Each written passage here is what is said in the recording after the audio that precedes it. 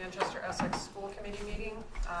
I am Vice Chair Rachel Fitzgibbon. I will be chairing the meeting until Shannon Erdman, our School Committee Chair, arrives. She's coming a little bit late. We are in Essex tonight. And I'd like to open it up for public comment. Do you have any public comment from Jake Foster or others? Okay. Now the time to do that? Do you want to do, or should we leave that? It's an agenda item. Are you going over the playground? Yeah. Okay. Thanks, Jake. Okay. So Chairman's report. Why don't we move that down a little bit in the agenda so that if Shannon has anything, she can share that. Okay. So we're going to move on to consent agenda, acceptance of warrants. Do I have a motion to approve the acceptance of the warrants? I need to break this out because I know we do the consent agenda with warrants and minutes, but I have a change in the minutes. So I think I was out on the 11th. Okay. Yeah, so do I have a motion to approve the acceptance of the warrants? Yes. Do I have a second? Second. Okay, all in favor? Aye. Okay, I'm going to oppose because I want to make I need to make an abstention for the warrants for the 14th. Okay, the warrants are the dollars. I mean, I know. Yeah. I wasn't here for the 14th. Yeah, that's for the vouchers. We just adjust the warrants. Yeah, so I'm adjusting the warrants as an abstention, and then I need to make a change to the minutes. So the minutes were recorded inaccurately the January 7th meeting, and I think there are comments that I made as vice chair on page 2 of the minutes. And Gail, I suggest that you probably review the tape because there's quite a bit that's missing from there. There was a question about policy that Annie brought up, and we had a very brief discussion about it. And that needs to be reflected in the minutes. Also, the motion to increase Superintendent Bowden's salary by the same COLA adjustment as being issued with Nita was not unanimous. I opposed it, so that needs to go on the record as well. I don't want there to be a sense of consensus when there really isn't. So if you could amend those minutes and then bring them back to the next meeting, that would be great. Okay, so we're going to note those changes to the minutes from the 7th, the meeting of the 7th, and do we have a motion to approve the other minutes? So you want a motion to approve the minutes from 12/11 and 1/7? Yep. So moved. All right, do I have a second? No, 114. 114. Well, 1/7 we're pulling out. We're approving 1/11, 12/11, Sorry, and yes. 114. Yep, thank you. Okay. Okay. That's my method. So do I have a motion to approve the minutes from the 11th and the 14th? So moved. So, okay. Cameron? Okay. Any abstentions? Okay. I'm going to abstain from the 12/11 because I wasn't present. Okay. Got it. All right. We will move on to subcommittee reports. Caroline and Annie, elementary facilities. We both missed the We missed that meeting, meeting. so can we toss it to you guys? Sure. Where are we? On time and on budget. We are closing in on playground design, so there's a lot of playground discussion going on, but we are still waiting to have a next subcommittee meeting to kind of zero in on the design. We're still trying to reconcile the budget and the wants for the playgrounds. And under consideration, we're running 3 playgrounds right now on the site. There's some discussion about whether or not we need to consolidate 2 of the playgrounds into 1. So all options are still on the table. Is that accurate? Sure. It's a slow process. That's playgrounds. The other piece that's in play of interest to you, and we're going to be talking to Emily about getting hopefully a WebEx together to give everybody who's interested on both the building committee and the school committee just like a dial-in preview. We're narrowing down furniture options, and the next meeting on the 6th is for color choices, but there's the basic chair, which is a cantilever chair, so it's the ones that have like the sled legs, and they're picking out the desks and the office chairs, but the primary thing we're trying to settle in on are classroom components because that's what's first phase. But we know SBC probably like a look before we ask them to vote on the budget. So Emily's going to be working with Emily to put together like I said, a WebEx so people can kind of dial in, see choices, and ask some of the questions that we may not have time for in a full public session. So that's in the works. The West Stair has been an ongoing issue. I think that they have reached a solution, and I think they're monitoring, but that's been bumped out in terms of timeline. Avi, am I missing anything critical? No, I mean, that's been turning around in a positive direction. Can I ask a couple questions on that? So I know that we had a subcommittee on the west staircase, and have they met, and they're still... They just as a recap, they split the issue with the west stairs into two parts. One was the ground, the support that they would provide right by the stairs, which they found an intervention and everyone agrees on. It's not very expensive. Yeah. We had an SBC member who's actually a structural engineer. It's like, not only is it less costly, but it's actually the better solution. Right. Then the separate issue is just what types of ground stabilization would be needed to just make sure that there's no erosion or anything like that. And that's something that is less time consuming. Yeah. The first part came up to be time consuming because they're pouring slab and grade. So that part's where the splitting into two pieces enabled us to keep the schedule. And now they have time to look into other issues related to what's called slope stabilization and any potential erosion. So they're going through the numbers and coming up with consensus there. Great. The total amount of a change order is still kind of dependent on that second part. We should know at some point soon. All right, and then my second question was, I had illegals stop by to the school to see what was going on, and I heard that there was a video going around, and I would love that they showed the staff a video of the interior, and I think John Willis had taken it. I just would love to see it, so I wondered if you could share it with the school committee. Yes, we have some great pictures from our last walkthrough. Yeah.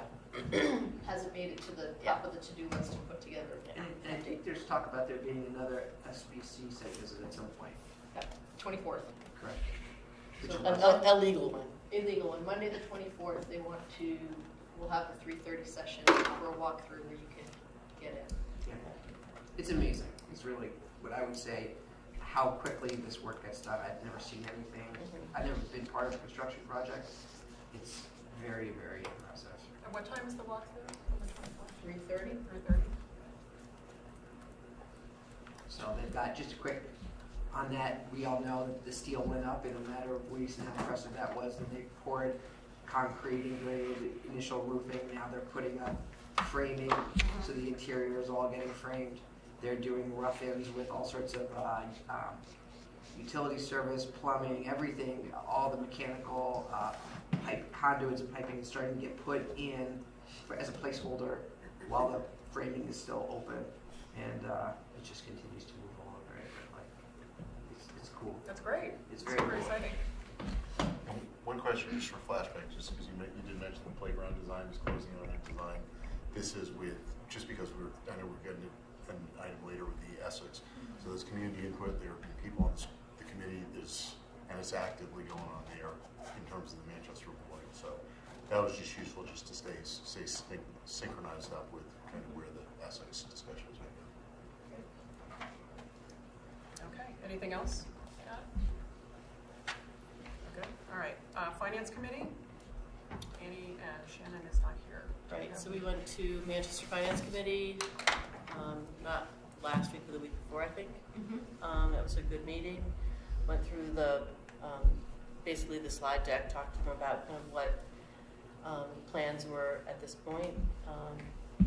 And I think they were fine with where we were. I think some folks might be here tonight to talk further about where we are now.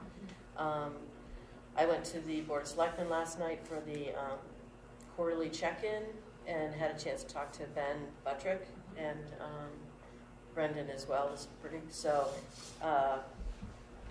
they'll, if we keep it, I'll let them speak for themselves, but I think given the numbers that we've given them, they'll be able to make it work.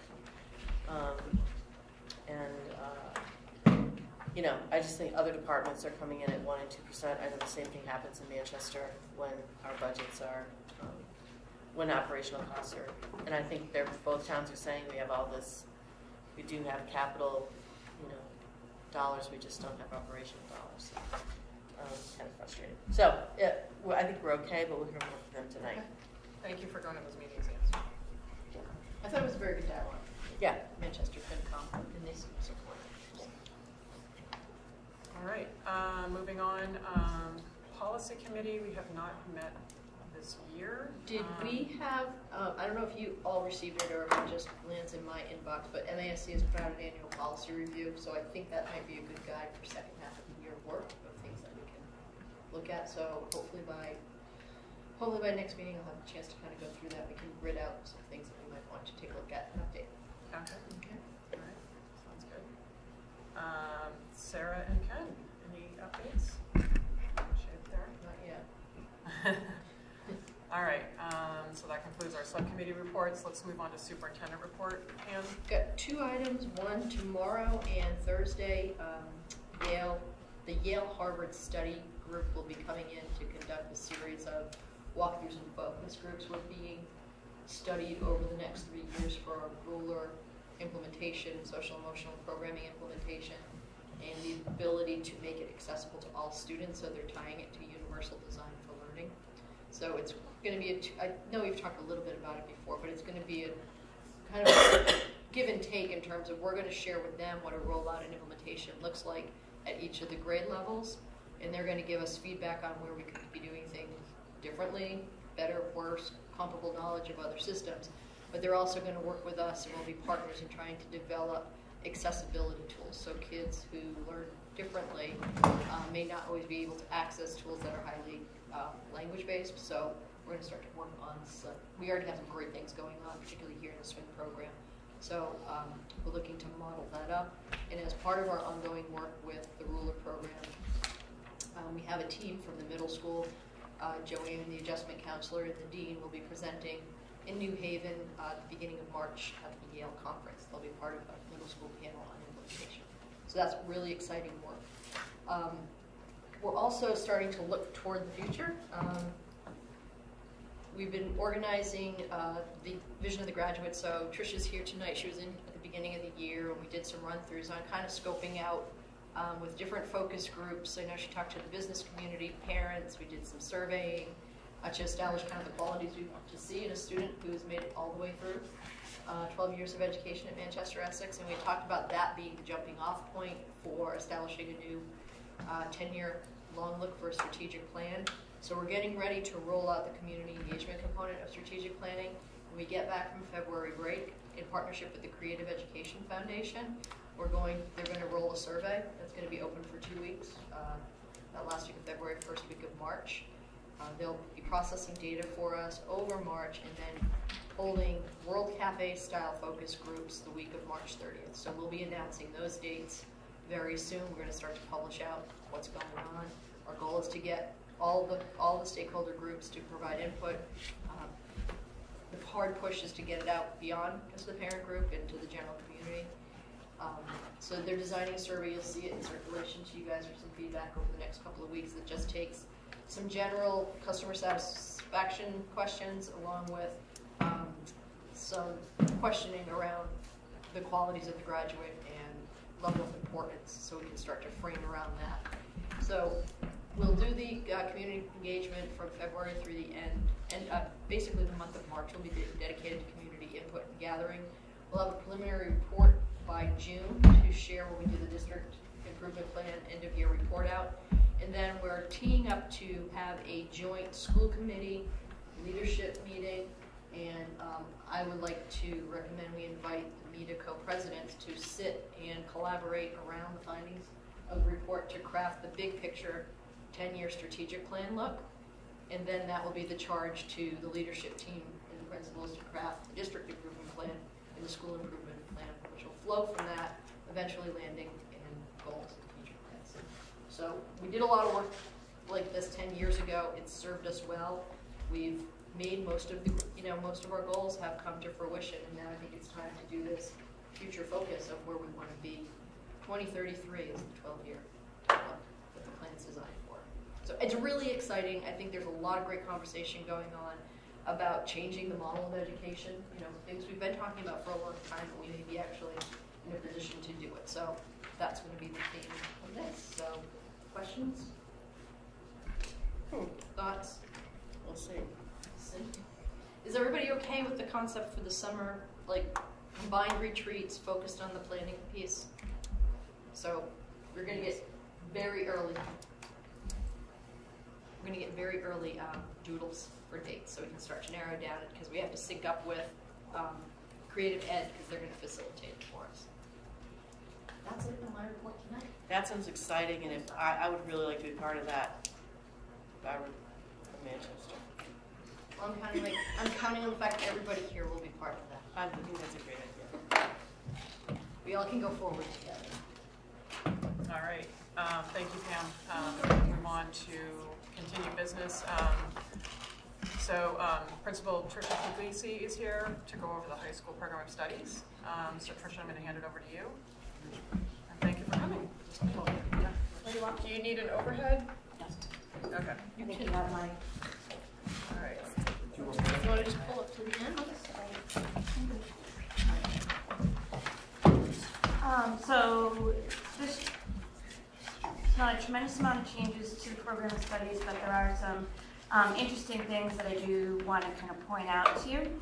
I sent along a memo of just the changes to make going through the full document a little bit easier for you. I'll just roll through kind of what's here. In art, we're making a change with Studio Art just to provide greater access for students and a better pathway to AP Art. That students can take Studio Art either for a semester or for a year. In the past, it's always been a semester. Making it a year and running it simultaneously with Portfolio creates pathways of art foundations to Studio, to Portfolio, to AP Art. And it really, I think what we're seeing with our art department over the last several years, now that we've developed these pathways, our students are being celebrated through a variety of key awards or other nominating groups that are really celebrating their work, and really the art department just boomed in terms of their output. So we're really excited about that. In English, the English 12 electives continue to be really exciting for our students. We'll be registering our junior class for next year, and everybody wants to get their first choice. What I like about this change is we do have a new English teacher this year, and the electives allow teachers really to teach to their passions and what they love, and students get to select their passions and what they love. And what we see is the kids in senior year in English are really truly engaged because they're pursuing the things that really speak to them. So next year, our newer teacher is adding movie musicals, which I think is going to be very, very, very popular, and also the memoir. So, and another thing I want to say about the English department with those is these teachers develop all of their own curriculum with this. It's completely homegrown. There's not like a box that you buy and that. They are doing the research, they are developing their curriculum and their assessments, and it's really authentic. So it's really been exciting to watch. And what is the name of the new English teacher? Angie Rice? Angie Rice? Yes. Okay. In math and science, we have a change that's pretty significant, and that is the pairing of AP Calculus with the pairing with AP Physics C. And what our intention is, if that a student enrolls in AP Calculus, then they will also simultaneously enroll in AP Physics C. The thinking behind that is that we'll schedule them back to back. It will provide a double block 3 times a cycle for authentic application of the math into a physics lab. We're hoping that it will really allow students to see how the math and the science connect in an authentic manner, and we're hoping for greater learning outcomes as a result of that. And I think we're going to see that. One concern we have is maybe kids who maybe wanted to take AP Calculus but are not interested in physics We'll have the alternative of honors calculus. If there's a great number of students, then we'll attempt to run 2 sections of AP calculus. We are also going to ask students that are enrolling, that want to senior enroll in AP Physics C to enroll in a physics class their junior year. So it's almost a double year, 2 years of physics, just because AP Physics C, as we've talked about in the past, is a very complex course. It has deep application. Kids just need a greater foundation going into it. So it's something we've seen over time. It's just there's a word missing. Oh, there's a word missing. Okay, I'll fix that. Thank you. No, it should be. So it's recommended the students enrolling a physics course during junior year prior to enrolling in AP Physics C. Yep. Yeah. Thank you. We made a different edit on that, and so I missed it. Thank you. In foreign language, as you know, last year we began with the standard by literacy, and we had a large number of students achieve that standard. It helps in terms of enrolling in college and being exempt from foreign language if they would like to, or moving deeper into foreign language if they would like to. And it also helps in the workplace in terms of certifying that the student is biliterate in English and either French or Spanish at our school. And then lastly, our STEM program, we've really been working on that, and Kristen Baleris, who's the middle school engineering teacher, and Steve Cogger, who's the high school engineering teacher, have been collaborating to develop a middle school to high school STEM program. And what we're seeing is kids are starting with Lego robotics in 8th grade and want the continuation of that. So Mr. Cogger's changing our 9th grade class. We're changing the name from him doing just Scratch and Alice to doing Intro to Coding, so that kids can either continue on with what they were doing in middle school or expand. From there, they would go to Intro to computer programming, and then to AP computer science, again developing a pathway that they're building the skills to be successful at the AP level. So those are our big changes. I did want to just provide you, this just came out last week, and this is the Inkling, but this is the kind of thing we want to see more of in the high school. This came out of a creative writing class, which is an elective we just added 2 years ago with Mrs. Krause. And the kids last year kind of developed their own kind of magazine. Thank you. I'm with some words tonight. But this year the kids took it a step farther, and they actually went out and found a printer, like on their own. The teacher didn't do it, I didn't do it, nobody else did it. The kids went out and found a printer. The kids did their own layout. The kids did their own ordering, and they put together this unbelievable magazine of writing and artwork. The artwork, just the way the papers came out is just absolutely unbelievable. And so this is like really authentic learning. Like this is the kids taking something they're passionate about, bringing it to a next level and making it public. And that's kind of where we want to go with all of our teaching and learning in school. So I can leave a few here for you, but I just don't have one to give to everybody. Yeah, certainly. All right, thank you, Tricia. Yeah. That's great. So, I just had one question on that well, side. Sure. Do you have more to add? Nope, or I'm done. Can we open it up for questions? Open it up. Okay. Sure. All right, Ken. So just on math science, so it'll be a math teacher and a science teacher, or vice versa. So it's actually kind of semi-co-taught. It's going to be, kind of, it's a step into that idea that we want to see interdisciplinary learning. And it's one step in trying that out in the schedule that we have by scheduling things back to back and seeing if we can really create some. So 3 of those days, there will be 2 teachers in the classroom for the 2 blocks. That'll be, having spent 3 years of my life taking physics and either calculus or pre-calculus, I would love to actually see what a program looks like where they're talking to each other. Together, yeah. Awesome. Yeah, and I'm very excited that the teachers are really on board with doing it, want to create the program. Cool. And Tricia, I had a question. Any movement with getting Calculus BC? I know I asked So you about that's that. really, I mean, I think So that's this is Calculus AB, right? This is Calculus AB with Physics C. C, And right. we've talked about VC in the past. Right now, I don't think we have the sections to do it, but it's something that we continue to talk about and continue to think is a valuable experience, because BC would actually be better with this physics Right. than AB. Yeah, that was kind of where I was going with Yep. it. Yeah, okay. Definitely agreed. All right. Any other questions?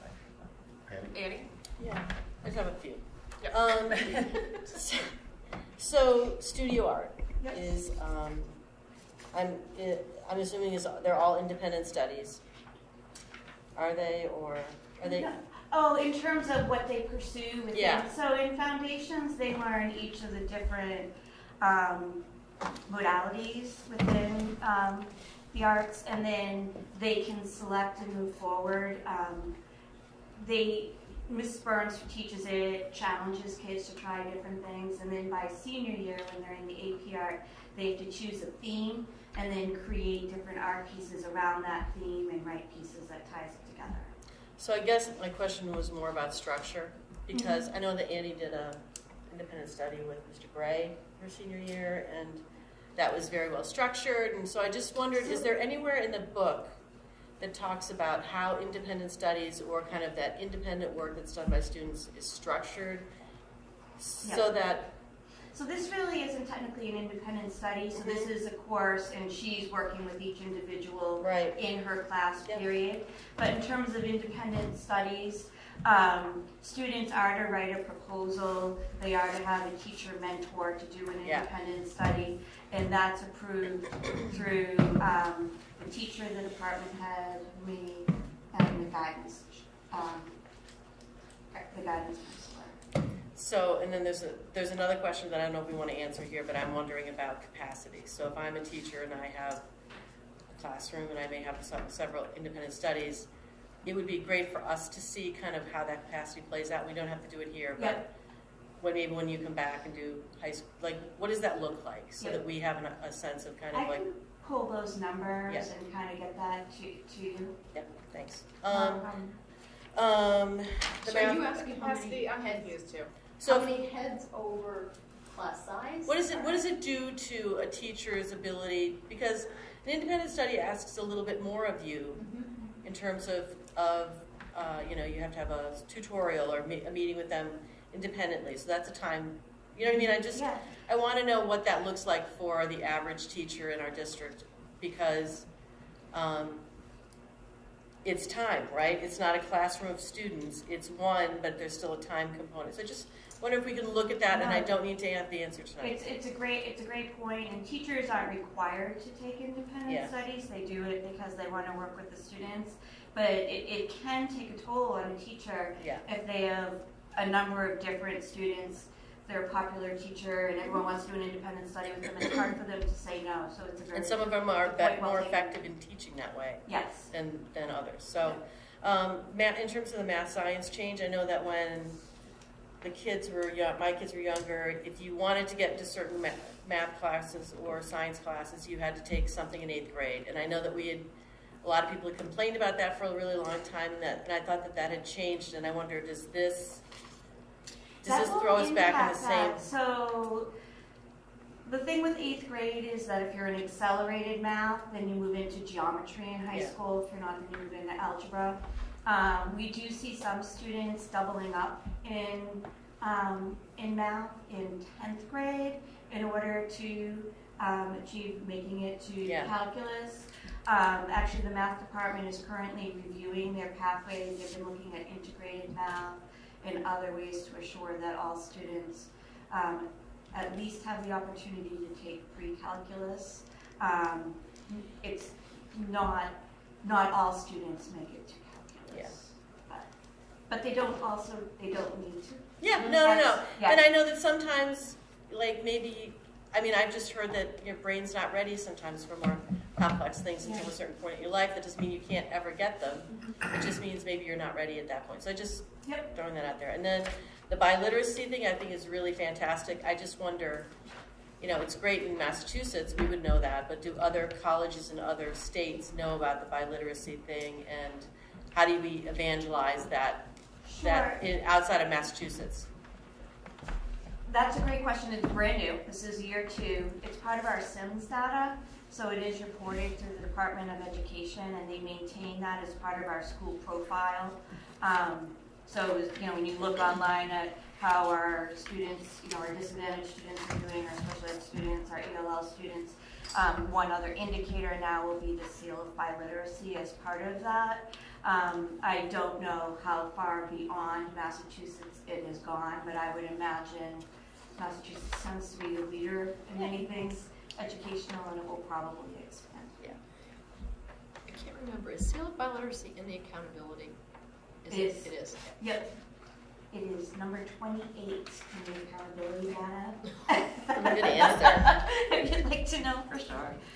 But just to clarify, if Yeah. you're in an AP foreign language, your credits will still transfer to a university. If You don't have to have- if they if have you the get score a, that if you get a score on your AP yes, exam, definitely, that yeah. And allows for this that. is for students even Right. that may not be in AP Right. that are able to meet. The test is challenging, and there's Right. 5 different kind of chapters to the test. And if a student doesn't pass all 5, then they don't receive the seal. But they do have a second opportunity. It's called the Apple test to take the test, and it's administered by the Foreign Language Department. And this year they'll be doing it at the end of March, beginning of April, before our seniors leave. Do they get cords at graduation? They get a seal on their diploma that is distributed by the Department of Education. Other questions? We just give a shout out to STEM because rankings take them or leave them. We all have our different opinions, but the STEM program ranked 8th in Massachusetts and 417 in the country on U.S. News and World Report. It'll change by next year, but I mean, I think that's I know a lot of work has gone into that program through the years, so I think that's a very You've done a lot big of positive. really great work. You should be commended. So, Thank you for more arts. Yes, we're happy with that. Very good. so Tricia, I just have one quick correction in the course of studies under the accreditation statement. Sure. We just need to revise the school committee roster here. Oh, did I not change it? You have Julie, and we need to add Eric. We need to take Swap Julie them. off. Yeah. So just wanted to bring that edit. Oh, on the, I got it on the front page, but I missed it on that page. I see that, Yeah. yes, thank you. Yeah, no worries. Sorry about that. Yes. So motion. Thank you, I apologize. All right, so I have a motion you need a motion to approve these additional these changes to the course of studies. Do I have a motion? So moved. Yeah. Warrant seconds. Warrant second, all right. All right, anybody opposed? All right, passes. Thank you. Great, Thank I you so much. appreciate your support. Thank Thank you. you so much. Thank you.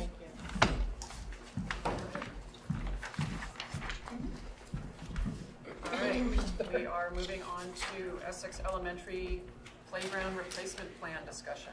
So I'm going to open that up to members of our subcommittee. So how best to do this? We've got how many members here? We've got Of which of the subcommittee. there is no subcommittee. Well, there's a memorial school. I mean the memorial. Oh, Yeah, the yeah. memorial. Okay, Okay. so let's why don't we open that up then? So do you want to just frame this? Yep. All right, so this is Jake Foster. So just to kind of give the viewers, because I don't think we had camera last time.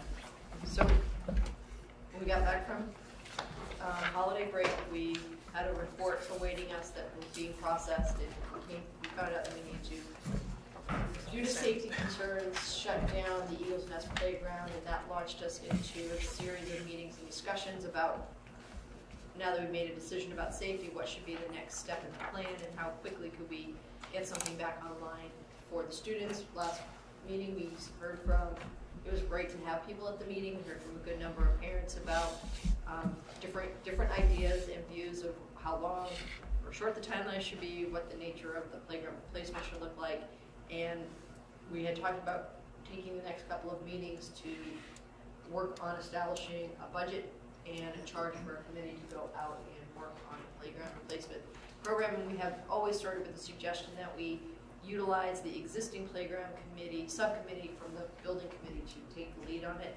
And Jake took up the mantle and put together, along with Jess Urowitz, an input session last night for parents in Essex. They had a good turnout, did some work, so thank you for coming out tonight. Absolutely. That's kind of the background of what's on our plate. So our hope is to hear from him and then start to talk about what the structure and budget looks like. Great.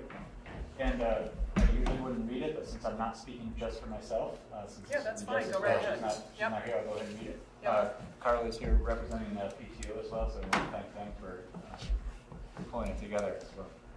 All right. Thank you for your active support for replacing the Eagles Nest Playground. Last night, the Essex PTO hosted an open session to gather input on the process and strategies for community input, facilitated by Jess and myself, both Essex parents.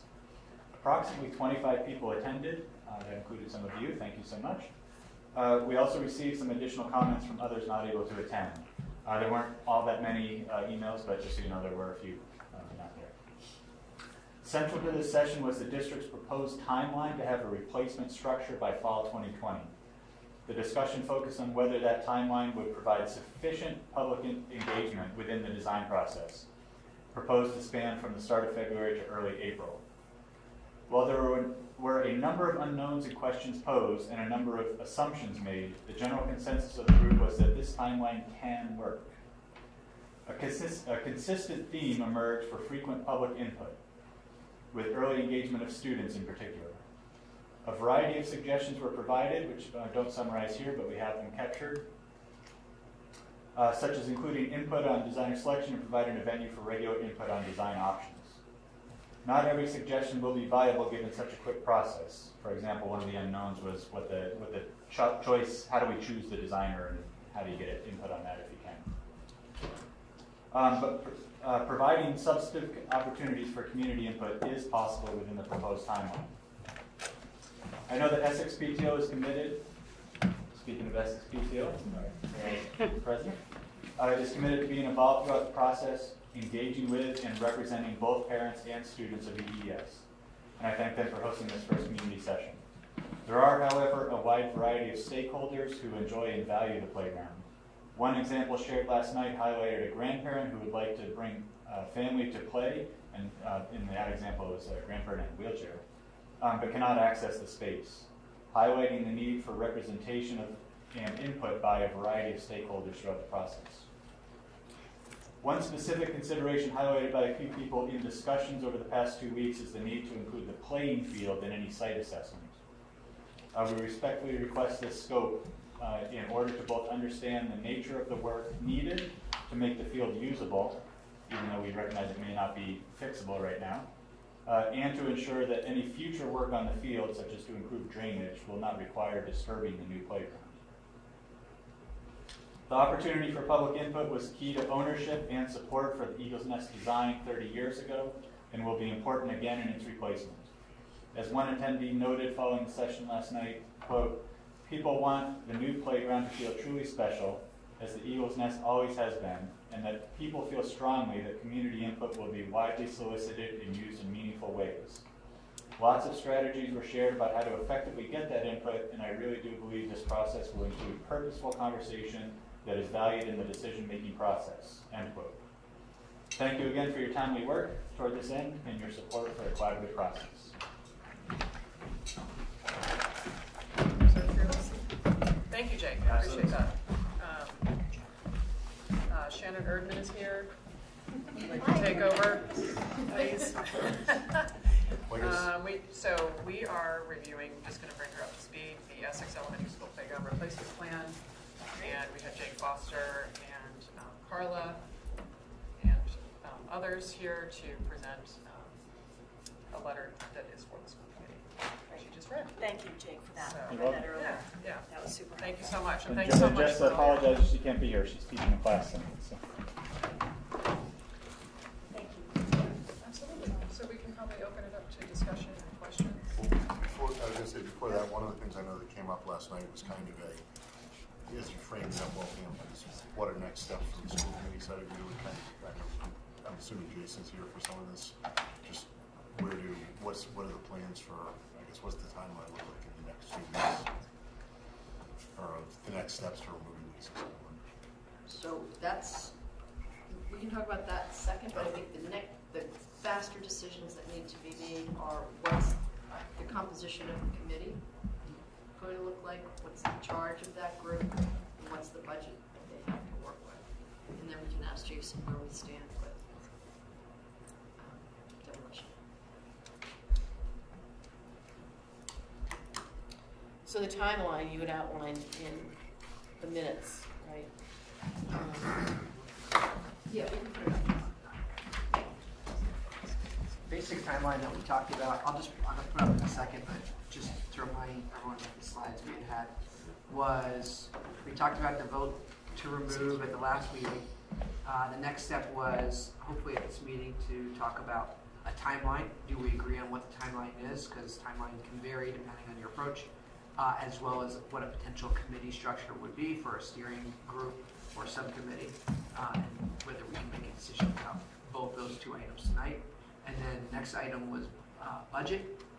And we had outlined potentially tonight, or if not tonight, the next meeting, to get a budget together with the only next item that would give us until early April to get a design together. The goal, we had identified April 6th, just a second, to have an approved design that would give the committee some time to come back and get some work done. And that assumed that there would be a designer, existing designer qualified by the state of Massachusetts that we could pick. Correct. So we would work with basically a contractor. Yep. Who would help to go through the whole process, soup to nuts, and yes, it would be off of the state contract as opposed to issuing a from scratch RFP process, which would take more time and potentially take us off of the target of being able to have something ready for the open of school. And that contractor, they know kind of standard costs.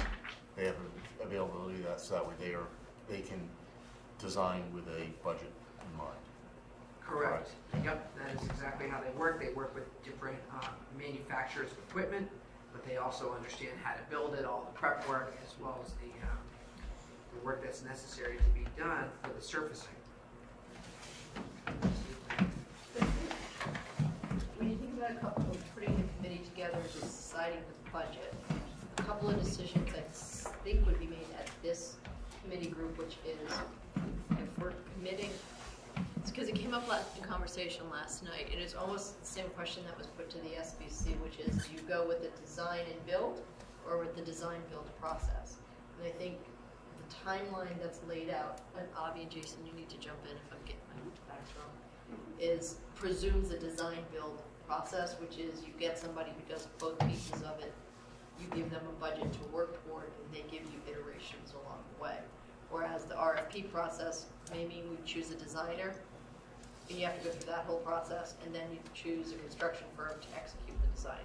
So that's going to build in a whole extra set of public meetings. It's not right or wrong, it's just two different options.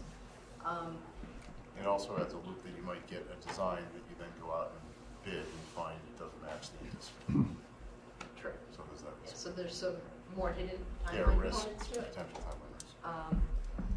So that's, I think, just one thing to consider. Then how large do you want a group if we want, and how do you want to organize for public input? One thought I did have going away from last night is if you establish kind of a core group to be the steering committee or the playground committee that kind of acts as the subcommittee to this group, your readouts could be reports at every school committee meeting from now through April, and that's where you could maybe, we can go into a bunch of different directions, but that's some built-in public session time where you can view and get feedback on designs. But that's just one thought if we're trying to meet the timeline. So I think it's a number of people. I mean, what do you want the composition? Well, the suggestions that we typically just start with the suggestions that you made before. So we have Jennifer Roberts, the principal, and Jason as the facilities, and Avi would sit on that.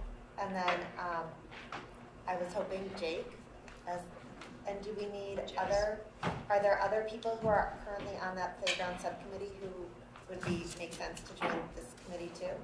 Have them all. Hmm? They're already all on. They're already. So right now, the playground subcommittee for SBC is Jake, Avi, Jason. Oh, okay. So we do have some. Awesome. I listen. John, but he's- John. And then I know Jess Urwitz really wanted to be on that committee. Yep. And she was great facilitating the meeting last night. Does the PTO want somebody to be on that committee? I'm looking at Carol. Yeah. I think, we all have an open communication, so I don't think it necessarily has to have a PTO person on it, but Carla, do you think we want to have? I'd like the representation. I can't guarantee that the same person can come to every single meeting, but I think a seat at the table is important. Yeah. And I would just advocate if you're going to pick somebody that it should be a consistent person. Okay. Because it's very hard for a committee to try to rehash everything that's been discussed before. I know that Tyler Burden is on building committee and has built playgrounds before. He was very interested in this as well. Yeah, and he's also very interested in Essex parents. So, I mean, there are a few candidates you have. I don't think you wanted to get too big. But, I think in terms of PTO, it's a limited time commitment. It's not, and men are members of the PTO, whether they want to be members of the PTO or not. Everyone who's a parent is a member of PTO, whether they show or not. Well, I know that Bill has built playgrounds as well, depending on the meetings expressed interest in being involved. So. And he knows somebody on the PTO. Jen would sit on this committee too, right? Jen Roberts? Yep. He's frequently volunteer. So is it, what we're discussing is Jennifer, Jason, Avi, Jake and Jess, and then a representative from the PTO to be determined? Yeah, and it would be, if other people from the PTO, if people wanted to come to this meeting, they certainly could, go, right? Yep. One person would be the designated, We could ask them to just post the meeting. Not in the official It doesn't have to be an law open way, meeting, but just let us announce know. the meeting and just let the PTO know, and then. Do you want a school committee member on the? I think it's a good idea if we can, if schedules permit. And I was going to ask, even though it's in Essex, do we want just a Manchester person involved? We've approached all of our buildings with a rep from each town, and it's a big chunk of money. Do we want, I'm not volunteering, are we wanting somebody, just somebody, Someone committee was there from last Manchester? There was somebody there last night. There was somebody last night. Oh, good. Someone who lived in Essex and Manchester. Likes to build. And is And a school this- committee. Oh, me? Person you're on that person? If they, I was going to say if desired, I'd be happy to. Oh, you'd love to do that. Yeah. That'd be great. That'd be great. Ken. Okay. Thank you, Ken. My pleasure. At your warehouse. First year's on. So if you Windows dub Update. Jake and Jess as kind of the steering, the heads, then you do a PTO rep, a school committee rep, then you've got the school reps, you're up to 2, 5, 7. I think that's enough. And do you have to have a quorum? You're not an official? They're a subgroup. Okay. They're a working group. That's Great. Working group. Does do you think that satisfies the need, or do you need to expand the group? That should be plenty Okay. to show up at all the meetings, and anybody else can show up as they so desire and or can contribute. So it seems like we have a committee. Okay. How do we go about seating it and notifying people? Does that have to be formal, or we've just decided it right here and right now? I think you're halfway there. Sounds like the PTO just wants to make a decision about who their rep or team of reps is going to be. Yeah. Okay. Maybe it's 2 people who are straight off coming to the meeting with differing levels of expertise. One might know a lot about the school day, and one might know a lot about site work. Yeah. We can leave that TBD up to the PTO, right? Yeah. Okay. So it sounds like we have a committee. Now we need to figure out a budget. We're doing that tonight too, right? If we can narrow it down. Okay. Avi's got some numbers. Avi and Jason, you want to take this part of it? You guys have been doing a ton of research to try to... Well, I can frame it a little bit if you don't mind. Jason can pull me back where I go off. Sure. Jason's really done the bulk of the outreach, and it's just amazing. Just have to give Jason kudos for a minute, because in addition to, I think, really reorienting us from a process of trying to extend the life to really being very quick to get an outside company in, which is great. I think Jason was also very quick to do research, not knowing necessarily where this process was going to end up. And so to have a person who can very quickly get us resources and information has been terrific. Reached out to a bunch of different companies just to get senses of what are different approaches, what are different types of sizes that you see, different styles, all that type of stuff. It's very preliminary, but it's just interesting to know what's out there. So I think one of the things we talked about previously is that there is cost for equipment, there's cost for surfacing. We talked a little bit on the surfacing side that some, our existing playground has the chips, wood chips, also known as EWF. More and more, it's looking like we're going to need what's called poured in place, which is the rubber on top of something that Jason can say. What's it on top of? The rubber for poured in place? What's underneath it? Yeah, there's a subsurface that's underneath that. Yeah, that will take some, some excavation work, leveling work that we need to kind of look more into. But. So the poured in place is really becoming the primary item for accessibility. And so some vendors do a little bit of a mix to make sure you can get accessibility to the area with EWF on the side. It's really too early to get into all that, but the bottom line is you're going to look at those two components. They tend to be about 50-50, plus or minus between those two, and then the total cost really depends on the number of students in the area, et cetera. So it's a little early to say for sure, but based on looking at a lot of comparable schools and also what other vendors seem to be doing, seems like you could be talking about like a range of maybe $300,000 to $350,000. The Memorial School is different because it's got multiple sites. It's also got the pre-K. So pre-K has a special need that has to have mandated playground and has special requirements. So we won't have a pre-K here. In fact, that will actually make it more cost-effective to build here. Part of the reason there are multiple sites over there is because of the tight site configuration, and there just isn't the same space that there is here. So in theory, that should help to make this process a little bit more cost-effective on a cost per square foot basis. So that range is based off of a lot of very high-level number crunching, looking at medians that I've done. When you talk to vendors, one thing that Jason got a lot of information from them, but what we started to see in talking about it, and please correct me if I'm wrong, is that there's a little bit of apples and oranges. Some people will quote, most of them talked about without any site work, but some of them can say, here's what you might estimate. The site work tends to be very specific based on what we have here. So nobody can really tell you until you start to see that there's some people include the installation, some people don't. And so as we need to get to a point where we can start to coalesce it. But for now, it seems like they do all seem to come in similar to this 350 range.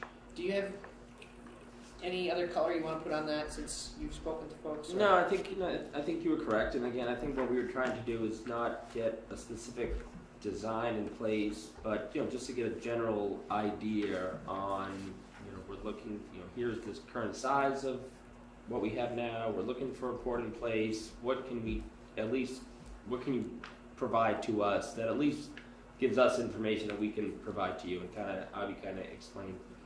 Different vendors have different, styles, a different way of handling things, but we try to compare apples to apples the best we could. And it wasn't always like that, but again, at least we were able to talk to vendors about different things that they have to offer and their different pricing points. So yeah. And so what happens is as you start to engage them more, they start getting into the design phase. Then you start saying, well, you can put this here, you can put that there. And that's where the numbers really start to shake out. Yeah. But I think what we've seen with the Memorial School project, sometimes beginning with a budget in mind helps, because when you have a white piece of paper, it goes on indefinitely, and then you really have trouble saying, well, where is it we're trying to land? With the Memorial School project, what's different, obviously, as we all know, is it's part of the MSBA process. A whole lot of the MSBA process is very clear and prescripted, and so it really defines for you a lot of issues around typical budgets and size and scope, etc. So, we don't have the MSBA process here, so it's a little bit different, but sometimes there's some benefit that can come from using that similar process, especially if we're trying to keep, some sense of, similarity between the two schools, which I know is something we always try to do as we look across the entire district, both academically and also from a facility standpoint. Quick question, and excuse my lateness, you might have covered this already, but there was some discussion about incorporating the field to some extent in this project. Yeah. Can you talk about that a little bit, if that's an option? I mean, at $350,000, I'm wondering if... So, a couple things on the field. One, as everyone knows, there are some drainage issues on that field. It certainly was brought up in the review report. Anyone who's been out there knows that's an issue. We actually have started doing some investigative work about some potential piping and drainage issues that are there that were started prior to Jason arriving, but we're continuing that process. It could have some impact. It's not really clear how extensive of an impact that would have. But in talking to the design firm over at the Memorial School, JCJ Architects, their first answer off the cuff, knowing that they're not in line for this work at all, they're otherwise occupied, is typically you would do a whole site survey. And so a site survey is akin to one piece of the work that was done with the feasibility study for the Memorial School, and it's involved. You get architects out there, you get a civil engineer. There's a lot of work to be done. And so while we don't know that will be necessary, and it's possible that we might make some progress with some of this pipe and scoping work, to me, it seems very different from what we're talking about, which is a very tight timeline to get to opening a school. Okay. So I think from where I'm standing, working with Jason on the facility side, we're going to continue to be pursuing that process, but I don't know that it will end aligned, and it could be a much larger project. So I would be happy to update the committee as we learn more information as we go through the coming weeks on the playground side of what we're learning about the field. I'd be happy to do that. Yeah, I think that would be important, communication with that committee. Yeah. So that they know what's going on with the field. Yeah, I just want to reiterate that that's really important because it seems really likely that the drainage from the field would go near to or under where the existing playground is. That just seems like it would make sense. And so I think it's just really important to make sure that there's a plan in place. That's my However, question. Jason, what level of site survey or site evaluation do we need for the current playground? So when that thing comes down, it's been chemically soaked. I mean, there's been probably stuff in the ground. So what's that process look like? Yeah, so I think that's one of the next steps. I mean, I honestly haven't looked at that step yet because there's removing the playground step, which we've looked at. There's also the full excavation step. There's also the site survey step. And I know we've talked about the wetlands there. Are we going to run into some trouble there? So that's kind of one of the next steps that we will have to kind of look at. So there'll be a level of assessment on just the patch we're looking to put the replacement field on. So maybe that's where that question gets addressed or leads to a broader survey needing to be done if there's some impact. So we're going to obviously there's going to probably need to be some permitting that's happening with the playground project. As part of that, we're going to follow the lead of the local authority about what they expect. I think very early conversations with any contractor is going to get into site at the very minimum, how to smooth it out and get it ready for something to go on top, but potentially further into any type of work that needs to be done. And we absolutely get their input about what they think on the soccer field side.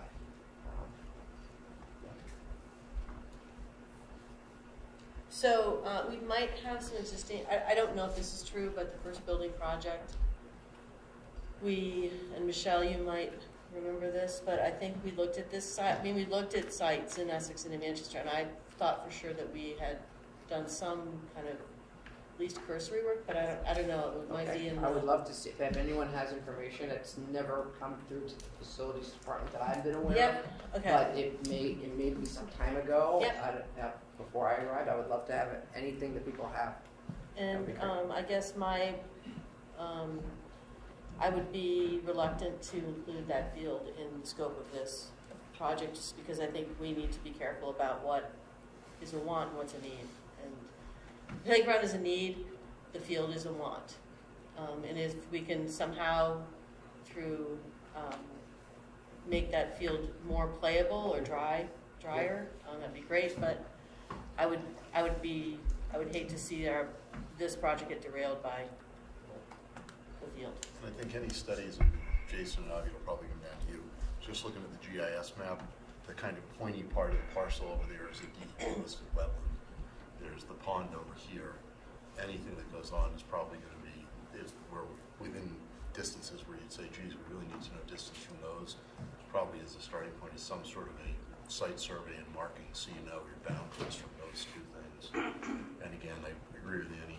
We may say it's a lot bigger if we go for the field, but at the very least, any work at the school or wherever, I think it'd be money well invested to understand, even for future replacement of what the department. And I think that's going to touch on the timeline issue too, which is there is a chance that the work we have to do to get a permit could take the project off of the start school timeline. And so those are the types of things where you really just take the lead of the permitting authorities who are experts and you do the work. So I think any of the contractors I think you've talked with, I'm sure have been through permitting issues before. They all have a lot of experience with that. So I think we'll be well served in that area, but it is an unknown. So I think we have to, all the more reason why we want to get moving. Okay, so just to recap, we're looking at roughly 300 to 350, very roughly? Yeah. Okay. So guys, Yeah. what you gave us last week, I know that was just a real big guesstimate. It was 250 to 300. Yeah. So,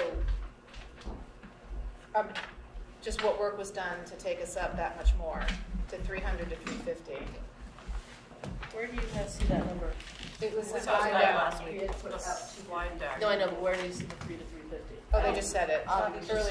They just said it Well, earlier. yeah, I mean, those, the numbers I've been talking about tonight are numbers based off of looking at drilling further into the numbers that we have from the Memorial School project, which I did put up last time, as well as some of the numbers that vendors have been talking about for similar sized projects. Okay. So, to be honest, I think there are some organizations that will take a month to drill down on budget. We're just trying to start with a parameter that I think makes sense based on information we have.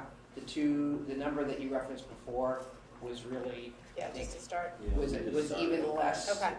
less informed, to be perfectly honest. Yep. I mean, there's nothing that precludes the committee from saying 300 is the target number, and then if we're above, Not to exceed 350. not to exceed 350, and bring back the above 300 just for consideration. Yeah. I think we've been looking at the numbers. It's not easy to get a good amount of equipment on a good-sized piece of land for small money. So you can set it any way you want without limiting them. I think if we're doing regular reporting back, you'll have a sense pretty quickly as to whether or not the budget you set is feasible. Okay, so do we need a motion for any of that? You might want to wrap it all together in the charge to the committee and the budget, Okay. the suggested or recommended. Do you have a recommended language for that charge? Do we have a demolition estimate? I know we voted on that Yeah, last week. it was I'd say around $5,000 to $7,000. How much? 5 to 7, I believe. Okay, so when we voted to demolish it, we didn't vote on those numbers? No, that would be. That was just- you're welcome to. It typically would be an operating expense that would be. I don't think will come out of. I'm hoping will not have to come out of the reserve fund. So, but if you would like to set a budget for that, we could do that. We really have spoke with, I think at this point, 1 or 2 vendors, but it's based on people we know who do a lot of work like this and Right. who we've worked with before. But that's running right through the maintenance budget. That's right? yes, that's what it would be. I didn't say Just make it sure right I'm now. understanding. Yes. So I think you could. I was just looking back for the motion. So I would just say you can make a motion to establish a working group that will regularly report back to the school committee. I don't think you need to put the budget in the members. So charge the Essex Playground Committee to develop a playground solution that Strives to meet $300,000 budget. Works with a budget. You know what, we can actually, why don't we do this? What? Hold on the motion for tonight. We're coming back next Tuesday. We can write up an outline of the group, who's on the group, with a motion statement, and that way there can go into the record, Great. everything on it. Thank you. In the meantime, the group can start unofficially working together? It absolutely, as long as you guys are okay with it. Yeah. But that way there, it'll just all be official. And who organizes that? You and Avi will, or just Jake? Who's the organizer? Who's the leader in setting meetings and that sort of stuff? Just do it collaboratively. Okay. Do we say Jess and Jake were kind of the Co-chairs. Co-chairs? You all right with that, Jake? That works for us, yes. That's what happens when you move from the front seat. That's right. We stick you with something. Okay, great. So sounds like we're in good shape on that. We're mostly here. Chairman's report. Thank you. Yeah, so chairman's report. I don't have anything to say. I don't have anything to report, so that's a good thing. No news is good news, exactly. So we are moving ahead to program of studies. No, we did that. We did Sorry, that. we're moving into our budget. We're almost Okay. on the money, It's almost 7 o'clock. Imagine that. That's what happens when I'm not here. Why don't we do a 5-minute? Yeah, do a 5-minute break. Can we ask FinCom the board of selectmen folks to come to the So we're taking a 5-minute recess and reconvene for presentation of the budget. Sounds good. We're going to begin, and I don't want to forget to thank 1623 Studios for filming us, so thank you very much. We were remiss in not thanking you earlier. We have to take a quick vote to go back into session. I think it's just a voice vote. A voice vote? Yes. Well, yes? Yes. Yes. Yes. Yes. Yes. Yes. Okay, we're back in session.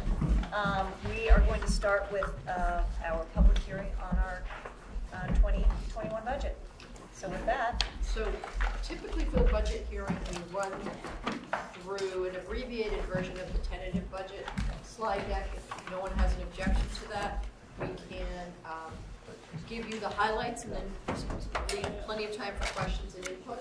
Is that okay with the committee? Yes. Sounds good. All right, so typically, Just want to say, there are some handouts here for anyone who came in and didn't get some. so typically the first things we review, and we will not read them verbatim, but if you have the slides, is you can see this, the setup for any budget is both school committee goals, the overarching budget goals, and then considerations for programs with students as the first priority, fixed costs, special education, and facilities being the 4 buckets that we typically look at. I think we've come to say over the past few years that mandated needs and fixed costs, the musts, are driving the budget because our annual growth rate, as you'll see tonight, is no longer even covering those basic needs. So the budgets don't have a lot, they aren't aspirational, but you will see that we do document what we believe to be our needs and our wants, and we are always tracking what we're deferring for the future and looking for opportunities and pathways to fund them through efficiencies, reorganizations, or outside funding. Avi is the gentleman who's going to take you through the particulars of the budgets. He is the Director of Finance and Operations. So if you want to take us through the numbers, then we can have a discussion about the implications. So I think quick summary, one, that we tend to try to start with the level services budget. And I'm going to apologize just because this projector seems to be going in and out of connection. So it may be a little irritating, but there are some copies of the slides here. So level services, keeping the program intact is where we start. Just rolling it forward at updated cost numbers, and we see what we can do. And we typically, if we want to add on top of that, that's something where we try to find efficiencies in our spending, so that we're not just layering on costs onto taxpayers for additional things that we might need. And so, with any good budget management process, you're always trying to say, how can we reassess the money that we do have and put it to its best available use? And certainly over time, you find out that there's different ways of doing things. And so we have an annual process within our administrative team where we really look at everything we're doing and where can we find funds with what we already have to maybe address things that are new needs that we didn't have in the past. So that's generally the operating assumption. If you've been following the budget, you know that over the past couple of cycles, providing a level services budget has been not quite fitting within the levy limit, but one of our school committee budget goals is that we are intending to live within the levy limit. So we've had some budget gaps that required us to do some reductions. We tried to make those in the places that impact the program the least. For example, if somebody is retiring, in a couple cases we haven't replaced those positions, and we've tried to identify where enrollment might be down to put the teachers in the best place possible. But it's still a cut to the program because you still have fewer FTEs. So that's something we've talked about. Just pulling up here. So biggest cost items that are here are health insurance is a really big item that's we've talked about for a while. We had a year in FY18 where we had a very large absorption of, of a 28% increase, and we did that after the budget was already set, and basically found a way to do other reductions, some program cuts, etc. But we're still living with that. In this budget, we have an assumption currently of about 8.5% renewal rate, slightly above the trend of 7 to 8%. We are hopeful that number can come down, but as of now, that's definitely a big driver of the budget. We've also talked about out-of-district tuitions, which are programs where we have to, if a student cannot be served in the district on an individualized education plan, thank you, that we find the best available program for them outside of the district, and some of those have spiked due to some move-ins that really new residents in the community that we just didn't, it basically created a very large change in year-over-year basis. So excluding those items, we're looking at about 3.15% spending growth rate. That's really very much in line with the low threes types of numbers that we've been showing over the years. But obviously those items have a real impact.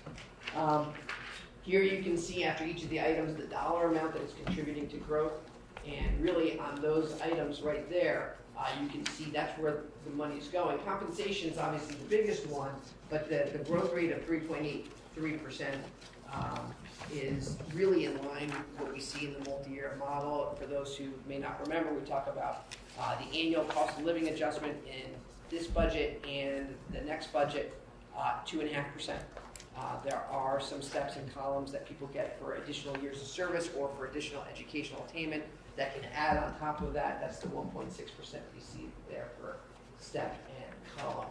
But that number alone would not really bring us to a point of where we're at now, where we're having this type of budget deficit. Again, as I mentioned, if you exclude the health and out-of-district, you're really even factoring in that 3.8% for the personnel. You're really talking about a total growth of low 30 percentage points. And that's because we have many other things that are at zero growth, very flat, or very low growth. Okay, yep. So what are the big numbers? 27 million is the total spending level, and that's right now we're at a 4.7% increase in spending overall. As I mentioned, the 3.15 excluding the big items. The average has been over 5 years 3.5%. 4.7 is definitely above where we've typically been, and it's related to those two items that I talked about. So those items really are outliers compared to where we've seen before. And as I mentioned, they might still come down, but part of what we have is a timing situation where the budget gets adopted now. We don't tend to get our renewal rates for health insurance until sometime before open enrollment, which is usually by April. So we have to be careful not to bring that number too low and then find out that we can't make it up because the budget's already set. There could be some savings there. And then out of district, the other issue with that is that we're really trying to guess, or not really guess, estimate. We do it on a student-by-student basis now where we think we'll be several months from now. And those types of placements really can change on a month-to-month basis, month-to-month basis. So as a result, we're doing the best we can, but that's part of the reason why the number's a little higher at this point. Operating assessment, that's the amount that we charge to the towns. We take from the total spending a portion away from the towns that gets funded by state aid, and then what's left over is funded by the towns. Right now, the operating assessment is at a 3.64% level. 5-year average has been 3.26%, so a good bit lower than that. But the 3.64% is in line with what we've been showing in the multi-year model, what we think can happen based on spending rates. Part of getting to that point, however, is the fact that in order to keep the assessments at 3.64 with the spending rate being higher, it is requiring us to plug a deficit with one-time funds. So we call those reserve funds. Those are funds that are available to us but finite. It's kind of like your savings account, which we typically have for an emergency basis. And so, for example, when you're going out to borrow money, like we did for the memorial school, lenders like to see that you have some emergency reserves in case a shock happens to the system. And so we don't typically like to use those for operating purposes, but we can when we need to. At this point, given that we're trying to keep the assessments to where they are at, and also knowing that we have done some reductions to the program over the past few years, we feel like the only way to not use reserves would really be to cut spending further.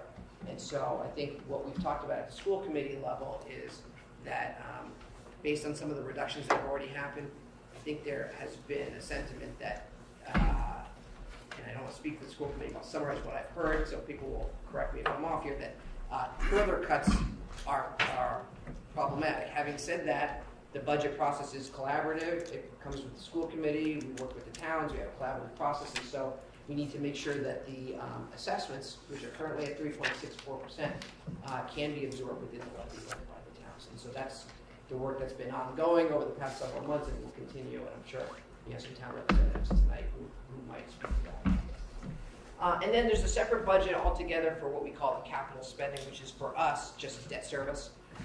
And that's something that we know in advance what that will look like. It tends to decline every year because we structure the debt in such a manner to do that. And so that's decreasing 1.5%. And this is going to be the second year with the memorial school spending in there. The current year budget was the first year that we absorbed that big increase for this building. So there could be some savings further. We are now in the process of looking at about refinancing the second part of the high school debt. We refinanced the big chunk of the high school debt already, and so this number could come down further. We talked about the fact that we take away from the spending the amount that's covered by state aid and non-town sources. So this is a quick look at what some of those non-town sources are for revenue. This is part of what pays for our spending. And typically we've been around 1.5% per year growth in state aid because our enrollment hasn't been growing for the past 3 or 4 years. There is some increase in this year's budget because there are some conversations about additional aid, potentially for special ed transportation. That's a new change in the law. If you've been hearing about changes to the Chapter 70 program, which is the state aid program for all schools, by and large that money is going to urban districts. It's not going to Manchester and Essex, although we do tend to get a minimum per student aid, so that would be within our estimates as well. And we've been doing a little bit better on aid that we get as a regional school district for transportation. We do get reimbursement as a regional school district for regular ed transportation, or our daily transportation to the schools. So we've upped that a little bit as well. I think I touched on all of them. I think the only thing that I didn't really mention, 2 items. One is that as part of this idea of the state considering covering additional costs for special ed transportation, a lot of it's running through the circuit breaker program. The circuit breaker program is state aid for out-of-district tuitions over and above what they consider a shock level. And so there are changes to that formula that are happening this year too. And so we've accounted for some increase. We don't really know what that will be. That could be another area that could yield some benefit for us. And if it does happen, you could see us make some changes to our budget on the revenue side, either reducing reserves or whether it hits the assessment would be the other option. Or it could even go back. School committee could always decide that it might go to replace some of the costs that have been cut. And then the last item on revenue is school choice revenue. We always have an offset in our budget from annual school choice revenue that we get for kids who are in our district from other communities. Initially at the tentative budget phase, we had assumed a reduction. We've been reducing that revenue in our budget over time because as kids have been graduating, we've replaced many of them, sometimes all of them, but sometimes not all of them. Right now we have just over 50 students at our high point. I think we had 150 students in the district about a decade ago. So that program has really dwindled over time, primarily to accommodate the rise in resident enrollment.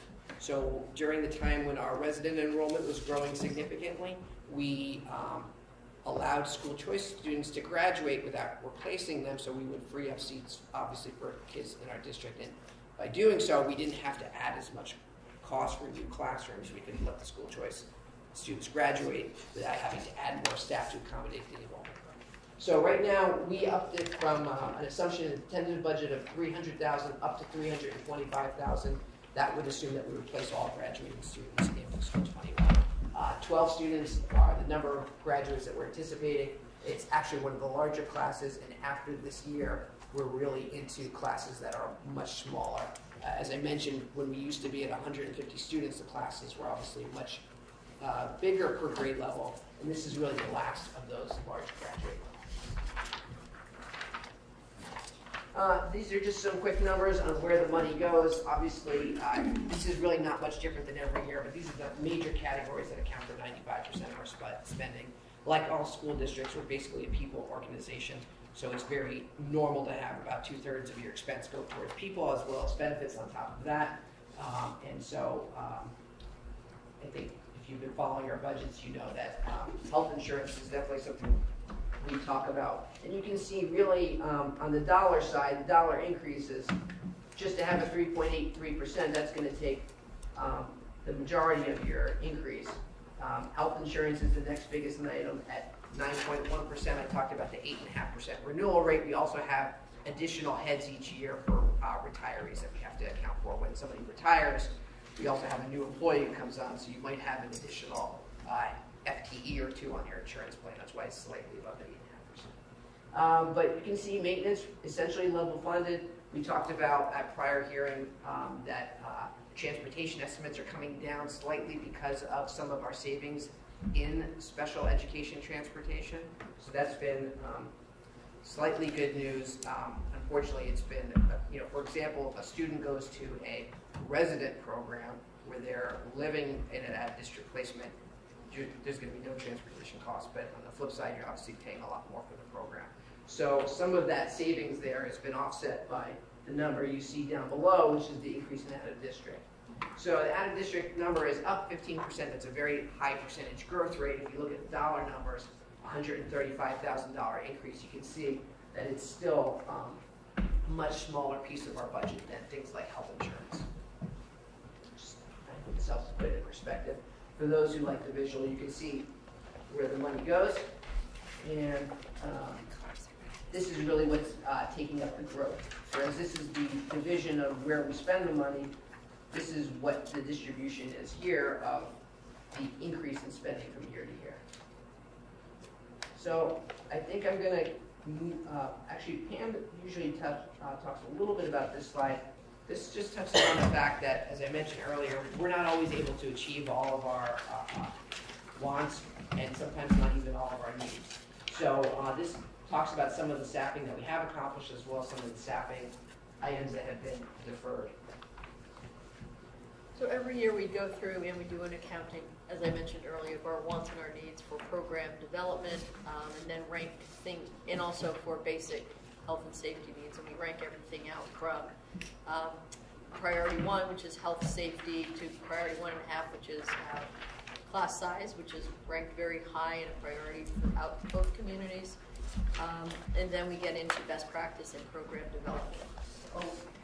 What we like to do is keep a running record, even though we have set as our budget objective this year to defer all staff growth to future years, or we give charge to the principals that they have to reorganize something within their existing staffing to achieve it. So we won't be pursuing any of these at this point unless we have some creative ideas. And I think the theme of this year is that we are finding that while we've had great success with efficiencies and reorganizations in the past, we are not in a position right now where we can identify anything further to cut without getting into cuts that will increase class size or reduce service levels in areas like technology. When we're poised to, infuse the system with close to $500,000 in new technology for the Memorial School and a comparable package here at the Essex Elementary School, it doesn't make a lot of sense as technology needs are growing to start to lower service, where I don't even feel like we've come up to the level of service we should be providing for staff and students. So it's a long way of saying we have a lot of things we would like to do with the program. We don't have dollars to invest in new growth, so we're trying to find creative ways just to manage the program that we have.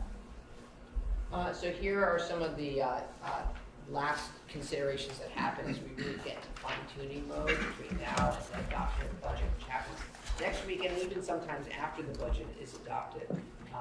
Typically, when the budget is adopted, we made it a practice to not increase assessments to towns after that time, even though it's legally permissible because towns need to plan for their upcoming town meetings as well as their balancing of their own budgets, and we're clearly a big impact on the town's budget as well. So here's some of the items. Health insurance could come down further. I talked about that. Trend level in the industry is about 7%. We're at 8.5%. This is based off of looking at the time to renewal, as well as the other item is just because of our size that we do get hit a little bit with industry trends than our own performance. Our own performance has been getting a lot better. We did do I would say a change and restructuring of our program. I had mentioned how we had a 28% renewal in a single year. It was a major shock to the system. In the last negotiations, we did agree to change programs a little bit to things that were more affordable. It involved adoption of what's known as an HRA, health reimbursement account, where essentially we were able to pursue a lower cost program with a higher deductible, but we also helped to minimize the impact to the employees by contributing some of the savings to offset their deductible costs. So there could be some savings there. Staffing right now, we're not anticipating that number is going to come down much. We took $60,000 since the tentative budget on the assumption that there will be some retirements, and we intend to replace them, but hopefully with maybe a cost that will be less expensive.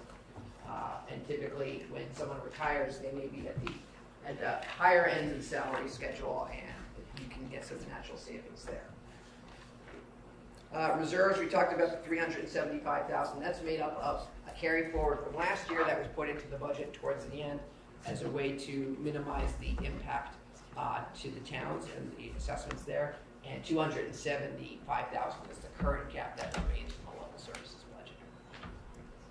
So another way of saying that is right now, this budget with $375,000 of reserves in it is actually achieving a level services budget. It does not replace the cuts made in prior years, but from last year or the current year to next year, it still does maintain level services. And as I mentioned, we'll see what happens with other revenue. So we talked about some of the things that have been challenges for us. Just throw this up so people can take a look. But I think we've hit on most of these items already. I think the point in this slide is just to reiterate that we aren't saying we can't cut 375 at this point. What we're saying is it's an accumulation of multiple years of cutting. So the 375 is really pushing us up over $2 million in cuts in 3 years. So we're running out of areas without starting to deconstruct programs that will only turn up in a reconstruction program 2 or 3 years out. So there's no way to hide the fact that we are not able to make ends meet. And when Pam talks about some of those numbers, I mean, these are some of the things that we've done over the past couple of years. It's a little small, you have your handout, you can see. Anything ranging from setting a cap on what new hires come in at as a budget target, to reducing some of our capital spending on facilities, to eliminating summer work that we do for some of our either custodial or professional development, nipping and tucking in some areas, but also making some of the reductions I talked about in staffing as well. So here's where we're at with the towns. I talked about the 3.64%. Those of you who are familiar with the regional agreement between the two towns know that there's a formula in there about how that assessment gets distributed. It's basically based on some inputs for number of students and how that percentage breaks down, as well as ability to tax as measured through property values and also number of residents in each town. So we've talked about some of the trends that have happened in recent years where the proportion of enrollment in Essex has been growing slightly overall, and so that's led the Essex assessment to be a little bit higher on a breakdown basis. So you can see last year it was 3.02 compared to 2.76 for Manchester. This year that spread is widened. Part of the reason is that the formula is smooth, changes over 3 years. So a change that might have first cropped up last year is going to continue to roll through over time. It prevents major changes from hitting either town in a single year. But if you've been watching our budgets for many, many years, you'll know that in the past, typically due to the enrollment patterns, Manchester tended to be about a 0.5 percentage point to 3/4 percentage point above Essex. So that's started to reverse over time.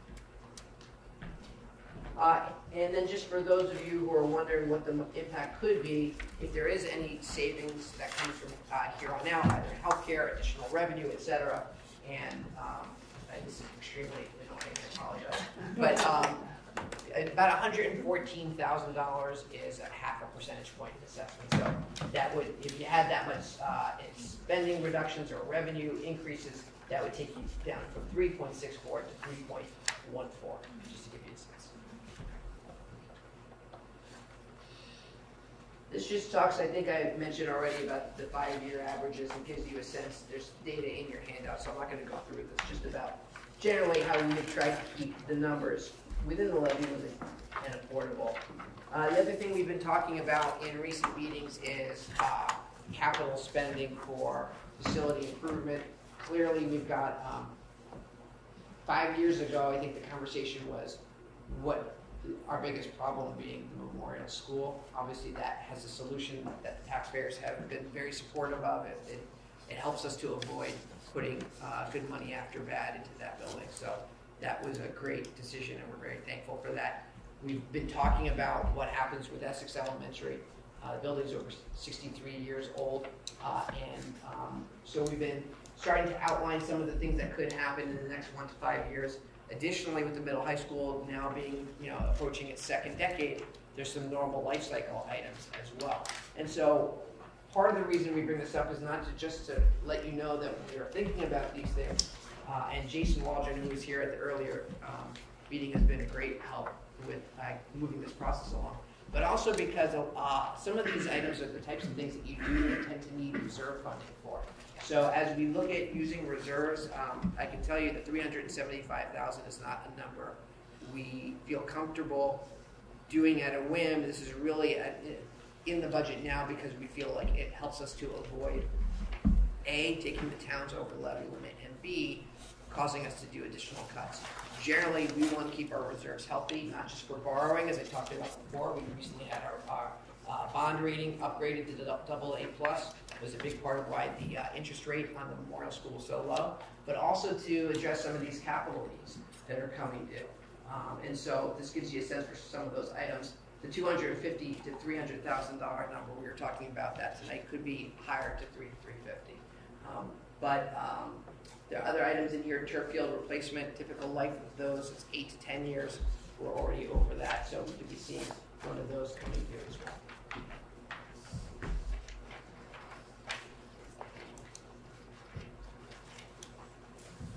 This slide just gives you a little snapshot of where the reserve levels are. Currently, typically 10% of your budget is a good barometer. We did have some increases over that in the most recent year related to interest income. When we borrowed $35 million to build the memorial school, we're probably going to need to borrow another $5 million. That's on time and on budget. We did get that money that's in our bank. It's now starting to be spent down. The good news is it comes with a lot of interest income that you get on those funds that are in the bank. We did have a conversation about a year ago through the budget process where we said we really wanted to make sure those funds were earmarked towards capital needs. So the changes that we saw in the last year really related to that. There was also a reimbursement of an insurance claim related to the footbridge on Lincoln Street. So this just gives you a sense of where the money comes from that funds those reserve needs that we showed on the previous slide when we're talking about facility improvement. So I have been talking for a long time. This gives you a sense of what is coming next. Basically, we've got a final adoption next week, as well as continuing to look at the budget inputs. And so at this point, maybe I should turn it over to either the school committee or any Q&A. Thank you, Avi. So let's open it up to school committee. Any comments? Any questions? So I'm interested to hear from the towns on where they are with page 17, and that is, where we come in. And if I talked to you briefly last night, to Brendan. We met with you guys last week. Will this work for you? Is this what you had anticipated? It's about what we had anticipated. I mean, I'll just provide you a little bit of context. Well, first of all, my reaction to the numbers is I thought they would be more nuanced, but it seems as though it's really the whole story is insurance, health insurance, and out-of-district placements. So out-of-district tuition. But just to put things, this is context setting for the committee, which is that in Essex, the school assessment is about 51% of our general expenditures. So the challenge we face, and this is just simple math, if you're looking at 4.1%, then the rest of the town has to exist on less than 1% to stay within, just to oversimplify, to stay within the Prop 2.5. So that's, and we've had growth, which has actually pushed up the apportionment for Essex. And it's sort of a conundrum. I mean, it's ironic because I would say that the quality of the schools are a draw to the town. That drives the growth, and that's driving that number, and yet our services have to stay within 1%. And so the pressure that we're facing in the system this year is that our DPW, our public safety, our infrastructure needs are literally at a breaking point.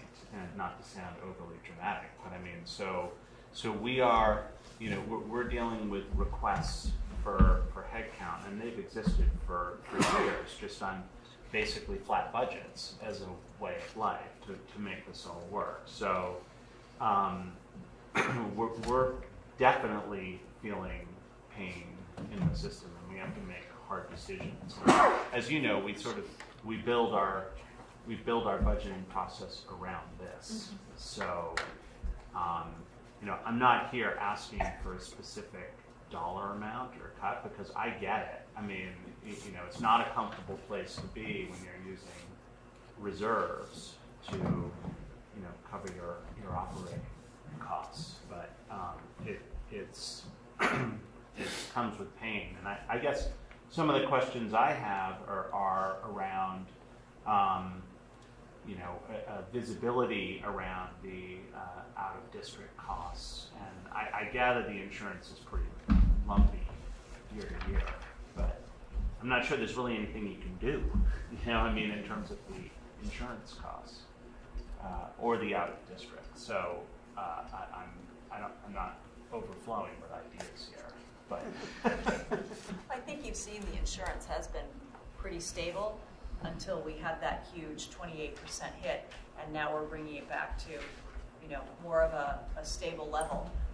And, to your point, the out of district, I think Allison does a really good job in trying to project, what the needs are going to be. But again, we could have a surprise that moves in that nobody can anticipate. So yeah, you're right. That does tend to be kind of lumpy as well as we can manage it, we do. So, I mean, but those, year to year, I would imagine you have some degree of visibility. Yeah. Like it's up over $1 million, I saw, in terms of the cost. Like it's probably going to stay there, right? That's, I mean, the rate at which it changes. To the extent that we can manage it and manage, I don't want to get too granular because it's a small district and then, people start to connect dots. Right. But I think, yes, it probably does stay there. But as you know the story, we've brought so much of it in-house that it could be a heck of a lot higher. And I think over the last, recent history, I want to say 7 years-ish. I mean, we've probably taken $1.2 million out of the budget in terms of those costs that could have gone elsewhere. So yeah, I think it probably does stay there and then, ticks up with situations we can't foresee. And that's always the wild card. We've always said that. We've always said, it's this with the caveat of, somebody could move in tomorrow. I think what's been fairly steady in out-of-district placement is the number of students out of district as compared to the total population. What's less consistent is cost of placement. So it's actually not increased number of students going out right now, it's the placement cost is increased significantly. Yeah, well said. Coupled with transportation. Yeah. But I mean, from our perspective, anything you can do to provide some relief, we'll take, because it's hard to manage a town this way, just on the services side.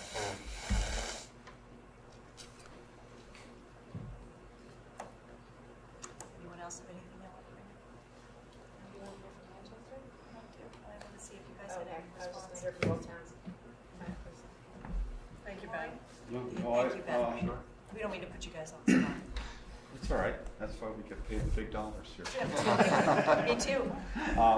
I would say, as always, we really appreciated Pam and Avi and Shannon, and I know Annie, you were there a week ago talking with our FinCom, and that answered a lot of questions that I think we have, so there aren't too many questions, and that's a very helpful exercise. I would basically mirror what Ben said. It is really a numbers game. And I think when you look at a school budget that's driven very, very heavily by staffing and the cost of compensation and healthcare associated with staffing, and that level of increase, the numbers just roll down. And we're operating in a 2.5% environment as well. School budget is a tad under 50% of our town budget, so you just do the math. If you've got a school budget that's up in the neighborhood of high 3s, low 4s, and it's half the budget of the town, then we make it up somewhere else. And so we're pushing everything on the town's level down to try to keep that. We, as Avi has talked about, we do the same thing. We do multi-year planning. Our multi-year models, everything works well when the school budget coming to Manchester sits at around 3.2 to 3.4%. And that's kind of where we are now at this current budget. When it starts going up above that, we bump into red zones about 2 or 3 years out, and it starts to hit our fire, our police, public safety, general government, DPW, all that across the board. So the numbers here are better to be absorbed this year than they have been in the past, so it's okay. I will say we were surprised over the last year, and particularly this year, at how the apportionment model has changed. And you know, it is a great setup that we have here. I mean, it's a great district, and it's shared between two towns, and it's a really good relationship. And so I think the key is how do we work together to keep it all sustainable. But it's unfortunate that this year it has flipped, and it's just where we are. So. And it's surprising, given the 3-year smoothing, right? Too, that the order of magnitude was that dramatic. Right. And it'll probably be like this maybe a little next year too, because when you do 3-year smoothing, it doesn't roll off the model fast. Right. So. Thank you very much. Yeah. Did you want to say something else? What's that? Did you want to say something else? No, I was just wondering, the one thing I was wondering is I was looking at your staffing levels, which seem remarkably flat.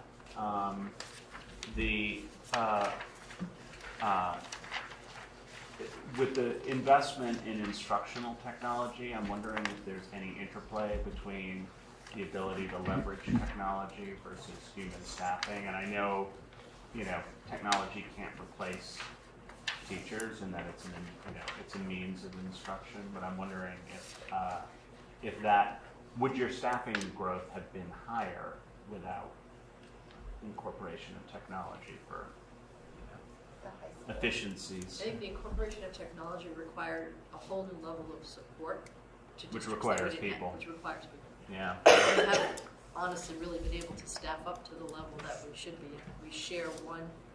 We have one technology, we have one network administrator, we have one technician for, I can't even guess how many units, but we're at almost a virtual 1-to-1, so at least 1,300 units. Plus teacher units, so we're getting by because there was some foresight to go with a VM model, so they are able to maintain a lot of units for one location. But we have one integrator to support teachers who started teaching before technology was a thing. So we have 1 to 700 at the high school, and we share one technology teacher between one and a portion between the two elementary schools. So most schools in our caliber have a digital learning specialist dedicated in each building to handle both student direct instruction to students and support and integration for teachers trying to use it in the classroom. Like we're in the middle of working through our literacy initiative. Literacy initiative is going to come in with a whole new set of materials. Got capital dollars for that, so that's not a problem. But it's all technology based. I mean, we still have text. We still have text in kids' hands.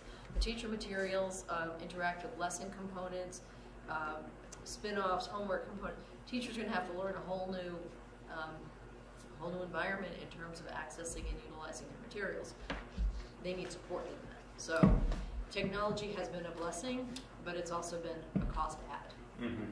Is there both in tools, in purchasing the tools, and purchasing the people to support them.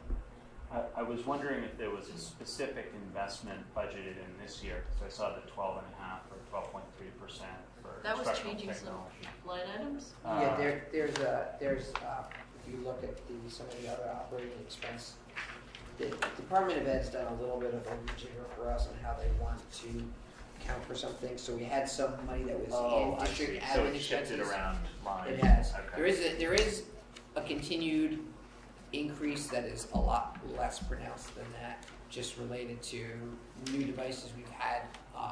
The state has moved to an online MCAS model, so that required us to move a lot of units in, primarily at the middle school, but really district-wide. And so there is some replacement cycle that is continuing to pick up, especially in fiscal 21, but mostly it is a redistribution of other areas. So if you combine some of those numbers, the growth rate is much lower. And the other thing is, I would say, is that just like we were talking about capital replacement for the facilities, Steve Quietek, who is our network administrator, isn't here, but he has been a very good partner working with me on the financial side and Julie Riley on the curriculum instruction side for the three of us to kind of get into multi-year planning on technology replacement cycles, so we can see like when do things need to be replaced, and we're trying to avoid funding cliffs that happen when devices come off. So that's something we've moved to. That's been really helpful. So, but as Pam mentioned, with new building, there will be new technology, and so while that's great, we have some work to do to continue to stay ahead of that multi-year plan. Okay, thank you. Any comment from the school committee? Where do we want to be at the end of this meeting? I guess I want to know what, because we had a discussion in the last meeting. I did not prevail, but I'm not giving up. So I want to just, what do we need to know? Where do we need to be at the end of this meeting? Because we're voting on this next week. I think we need a sense, school side needs a sense for planning in terms of if, we're going to continue to watch the numbers and continue to, we go through this document every day to see if there's another place that we missed that we can bring costs down. If we can find $50,000, $100,000, 100's a stretch, do you apply? Does the committees wish that we apply it to lowering reserves or lowering assessments? I think that's the next big question. If we get any more money from the state. The question that we really haven't brought up tonight is a little bit around. This is this year, given these constraints. Next year, personnel costs, insurance. Hopefully they get better. Arguably, they'll probably remain, if anything, close to this. And the question becomes, both for the town, Ben, as you mentioned, as well as for the district, how sustainable is it? And I think the initial, just for the benefit of those here, I think the initial estimate was before the reserves get to a low level, it's 2 to 3 years at this rate. Because once we use reserves this year, we're going to use the same amount next year, and then some. Continue there. And it snowballs on itself. Yeah. In a very exponential fashion. So reserves that aren't used this year will be used next year. Things are not sustainable. So right now we're saying 375 from reserves, and I am uncomfortable with I would rather we didn't take that much, and I don't know if we go to the district and say reduce the budget by 125, whatever way you want to do it, or you'll realize savings in either the insurance will come down or whatever. But I would feel more comfortable not taking that level of money from reserves, just because we started with 100, 375. Next year, what is it going to be? 700. I mean, 5 something. Well, at least. So let's talk about that for a sec, because if we say don't take any money out of reserves, then we cut program. We cut program, we cut instructional, and we've always talked about how if we were to do that, further on down the road, it costs more to put that back. Yep. So I get what you're saying, but I will tell you that we've all worked in the private sector where you didn't get a backfill on a position and you inherited the person who left's work. And I know that stinks, but I'm not saying cut a teacher. I'm saying... But I don't know that we have any other choice. That's the only way to get to 275. It's staffing, whichever employee group you look at, some combination of staffing, because that's the only thing that's going to get you broad strokes. There isn't it's staffing in a program shutdown, or it's staffing and driving your class size numbers up over the benchmark. So I think a lot of what you could do is going to create either greater expenses in terms of if you cut staffing, you're going to increase the need for services. If you can't afford to put service teachers in to provide those services, then those become potential out-of-district placements. If you cut staffing that reduces services to support technology, you have a degradation of the technology program and the investment in all of the tools that you've bought. So now you're going to either be replacing tools. So I think most of the moves we can make. There isn't a place where somebody else can just take up the work. We can go back and look at that again. I think those are the cuts that we've made up to this point. The ones we're going to make now are going to start to reduce kind of specialty programs or push class size up. Pushing class size up, I'm kind of, unfortunately, I'm random in my thoughts, and I'm sorry. The concern of reducing one more classroom section would be you also reduce some of your ability for school choice. So you reduce in one area and push up in another. So we're kind of at the point where there's no clean cut to just spread the work out. I think Rachel had a question. Yeah, I think it's really important to understand how we got here this year, and that's part of our job as oversight committee for the administration. And we did bring on a dean of students at a 1.0 FTE, and the thinking was to let that work for a while. And very hastily, we brought on a school resource officer, and we were told as a committee that Pam didn't need our approval to do that. That's what we were told. Those are two really big expenses. I don't quite remember it that way. I don't remember it that way either. I take exception to that. It was very hasty. It was quite a while. Yeah. Okay, well, I've seen benefits. Yeah. Okay, well, we can agree to disagree. But So I just wanted to, Sure. I know that, because I was on student council, and I know that we talked a lot about an SRO 2 years ago, and there was a lot of how are we going to pay for it. We talked about it in committee, and I know there was a lot of push for it because you were getting a lot of messages from staff about safety and security, and I think it's important, obviously. But looking back, I think there are some, I feel like we do have a lot of heavy staffing when we don't try to solve problems more creatively. Well, we all voted that in. I just had to push back hard on that. I mean, and I don't know what the vote Voted was. what in? The SRO. All of that. I didn't vote for the SRO. Okay, so then moved to one person, but the majority, so we have to take ownership. Like we supported that as a committee, those positions. So that's how we are here now. Right. No, I understand that. Yeah. I'm just saying that I didn't vote for it. I'm not saying that that's the reason that Well, we are where we are. It's a whole amalgam of things. That's not the reason we are where we are. We're where we are because we've had we weathered the storm of a 28% increase in healthcare after budget in 1 year.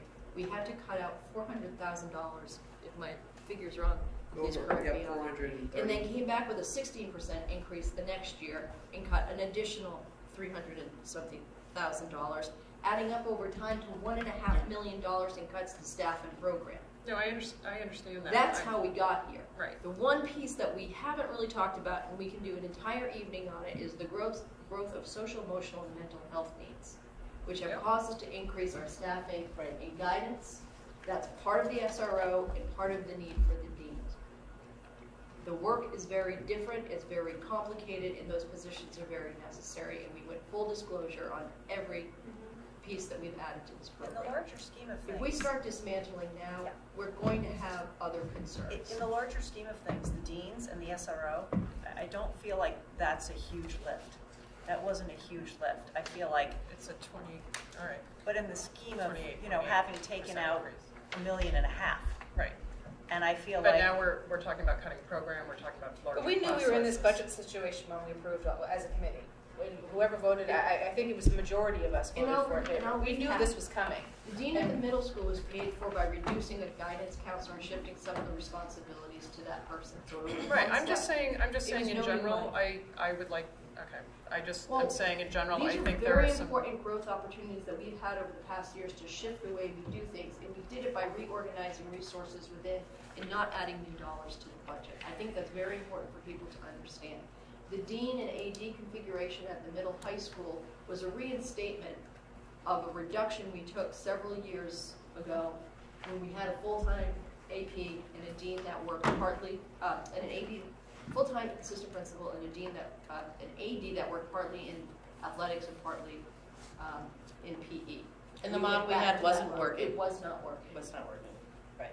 And taxpayers asked us to remedy that. But in fair, we keep cutting Rachel off. So what is the end? Yeah, I just would like to see us going forward solving problems and looking at them rather than just getting another position in, another administrator. I think that's what we did do. I think we looked at that very creatively, and I think we reorganized some positions, and I think some of it was very painful, but I think we took a fresh look at it, and it seems to be working pretty well. So I think I think we did do that. We in a changed very, the model that way. Yeah, I think we did do that in a very sort of thoughtful, mindful, efficient fashion. So. The total FTEs are different. If you look at the 18 versus 19 and 20. What page are you on? Just on the summary page of the budget worksheets. I mean, those FTEs are down. Those are the positions that we cut. The net cut of retiring staff was a net cut to FTE. So. I just got to drop off this topic. One of the things, decisions in the past are decisions in the past, and they're somewhat setting us up for the future. I just also want to point out one of the things that's going to be coming online, at least partially next year, is going to be a portion of the new memorial school, correct? Mm-hmm. And with that, one of the things that we have worked on is if you build it, they will come, or what potentially goes from there. So on the one hand, Danny, while I lean toward your concerns about spending some of the reserve, the fact remains when I look at these budgets, the reserves are stronger than what is typical for a district, and I don't feel it's unreasonable for that. And I do really, this, if anything, is kind of a bellwether year for, okay, we're on the edge, the towns are on the edge.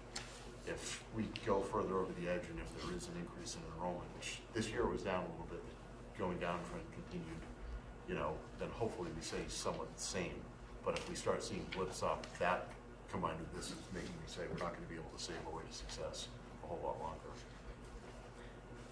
So it's what makes next year, what gets us in the best position for next year? I think the long-term reconciliation is dealing head-on with what our real growth rate is to stay at level services versus the deflated growth rate that we bring it down to annually to meet town assessment. And that's not our reality. And you get so many years of running room by deflating it and taking some cuts before you hit a day of reckoning where you have to go through an override process to get dollars back in the system, and then you set yourself up for another. So we either have to come to terms with the real rate of growth and stay at that on a regular basis, or you have to say your rate of growth can only be this, and strategic planning needs to look different than being aspirational about the program we want for the future and how we want to do things differently, because programs are getting smaller. You're going to want interdisciplinary studies. You're going to want more options for kids.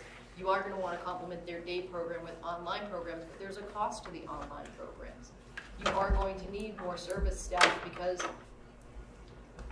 we're turning from talking about student opportunity dollars to talking about the mental health crisis and what schools need. And we're talking about social workers, additional mental health staff, crisis teams, because we have kids who are in crisis on a daily basis. It's real in our community. So the future of schools are different. If we need to work to a budget that is below what we have now in terms of annual growth for sustainability, we're going to have to look very different as a system and have different aspirations. So when do we have that conversation? I think that's tied to what the override year is going to be and what we look at in terms of a plan going forward. But I also think that's also, this vision of the graduate work that you guys were talking about earlier is, how are we delivering education that is a 21st century model, not an industrial revolutionary, right? So, the industrial model is efficient. Yeah. Not anymore. But now people to now work that other layer has been added around what we do. Yeah, that's this is all up here, but we're talking about this year. And I am not trying to tell you that you're out there, spending all this money. I'm just thinking we have the reality of our towns, we have the reality of our reserve funds, and I do not like the idea of that rate of spending of the reserves, knowing that we think that 2024 is our kind of rolling off the high school debt, and that there's a little sigh of relief. Okay, well, not really, because you're going to be possibly asking for an override in that year. If our rate of spending is, the way it's going with reserves, where are we going to be? Can we make it to 2024? Do you know what I mean? And knowing that Memorial is going online. And I'm not trying to be stingy. I'm trying to say, how can we can we cut a little bit? I kept thinking about the baby. I don't know if there's a baby, a little bit of, you cut a little of the baby here. Can we give a little? Split the baby. Can't split the baby, right? Or something. I just don't know, how can we give a little on our end, although I know, and I'm acknowledging that we have, and not eat so much of that reserves. Like that is just, that's where I am, and I would just want to be careful. I'd say go back to the list of what we have here. I need a little more blood. Okay, to Andy's point, I think if that if that's you the marching order, we'll bring you the cut list, and then we can process through that. We can do it. I'm going back to what Greg said. It's all about choices. So making the cuts is very easy. Let's revisit the decision to try to cut the late buses. Well, wait a minute here. This is one person. Sorry, Annie. This is one person talking that she's not. It could have shifted since our last meeting. But at our last meeting, the majority of the committee here was in support of using the reserves for this year, knowing what's coming down the pipeline. I mean, back in 2009, it's all a cycle. We've been there before. Mm-hmm. We've grown our reserves. And when Ann Harrison was on this committee, we are not touching any more of our reserves. But we have healthy reserves right now when we are stuck between a rock and a hard place. And we cannot cut any more program. We just can't. So I don't know where we're asking. This side of the table is asking you to look at things a little bit more. But is the rest of the committee in that? I'm not in the... I think it's important to just take a quick straw poll, but knowing that you will always look for the opportunities, like you always do. We have a good sense that we can bring the reserve number down if we recognize any additional revenue against reserves. If the committee says charge it against assessment, then you need double to get to where we're going. I vote to bring it back to reserves. My only point, we can absolutely come up with a cut package for you. It's not hard to do at all. I mean, it's very simple, and you can review it and make a decision based on that. I was only going to bring up the late bus issue because those are the types of cuts we're making. So the late bus issue, and it was for maybe $20,000, with an impact to a small group of people, had a big impact on lives of people, and we felt that as a committee, and we overturned our original decision. I think I'm arguing it wrong. Our future cuts will be in those types of categories where the ones we've had up to this point have been nameless, faceless, with minimal impact. We're getting into high impact cuts. So you will have somebody who lands in a class of 25 kids at the elementary. We're still going to maintain class sizes at the middle school of 26 and 27. We may not be able to offer all of the sections that we need to of foreign language. So the seal of biliteracy, it may not be available to all kids if we go through staffing reductions. Sure, we can start to take staff out at administrative levels. We're going to start to lose people because it is not humanly possible to continue to do the jobs the way they've been doing with the volume of students and student issues that we're dealing with, family systems issues. That's the bottom line. So I'm just saying, we have choices. We always have choices, but they come with some consequences. So what I'd like to do, I mean, we could go down, we could talk about this all night.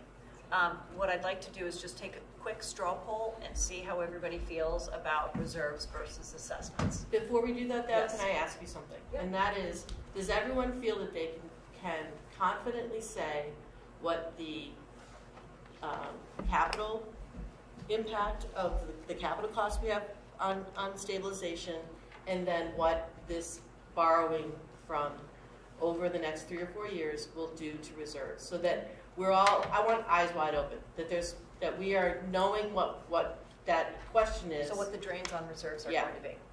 From both of those feeders. That's fair. Yeah. That's fair. Can you restate your question? She wants to know if we look at the whole pot that we, correct me if I'm wrong, if we look at the whole pot of reserves and we look at taking part of the reserves out to fund the operating budget, what else are we pulling out of reserves? I mean, let's we have a list of capital items. Yes. What else is going to come out of reserves? So that's a fair question. And then the question I'm going to push back to the committee too is looking forward. If we're looking at starting to reduce staff below a sustainable level, reduce programming, how do we do that while we're building playgrounds and turf fields and doing all of these other enhancements that have are important, absolutely important, but we're deteriorating the core program. Yeah. So I going as the educated part in me has a little bit of a problem with doing all in on one and not the other. And you build a shiny new playground when you're cutting 3 teachers. Yeah. And putting That's your fair. turf down. Yeah, that's fair. Yeah. And I have, playground should probably be prioritized over. I mean, do we put those out for fundraising and use our reserve dollars to continue to float the budget until? That's where the creativity can come in. Yes. So obviously the mayor answers on that. No, I just a couple things. So I think what I'm hearing is a discussion between allocation between spending. Should spending be reduced slightly? Should it be increased to make up for things maybe we've cut in prior years? Reserve usage. I don't think anybody's talking about increasing spending to make up for prior years. Well, I think if right? we cut and eventually need a correction, That's the first thing we're down going the to be talking about doing is putting things back Right. that we already cut.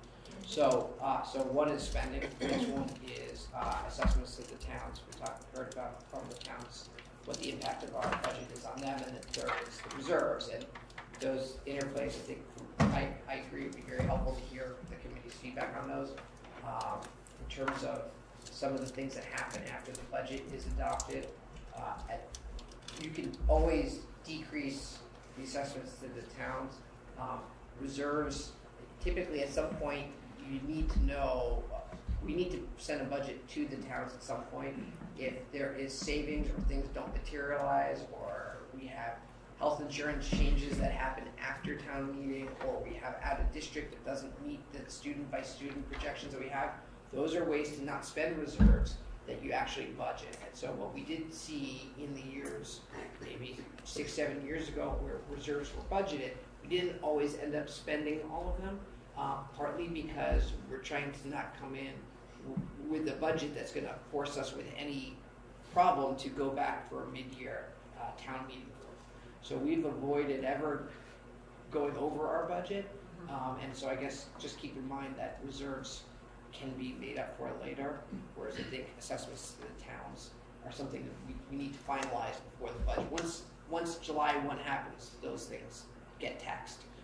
So just keep that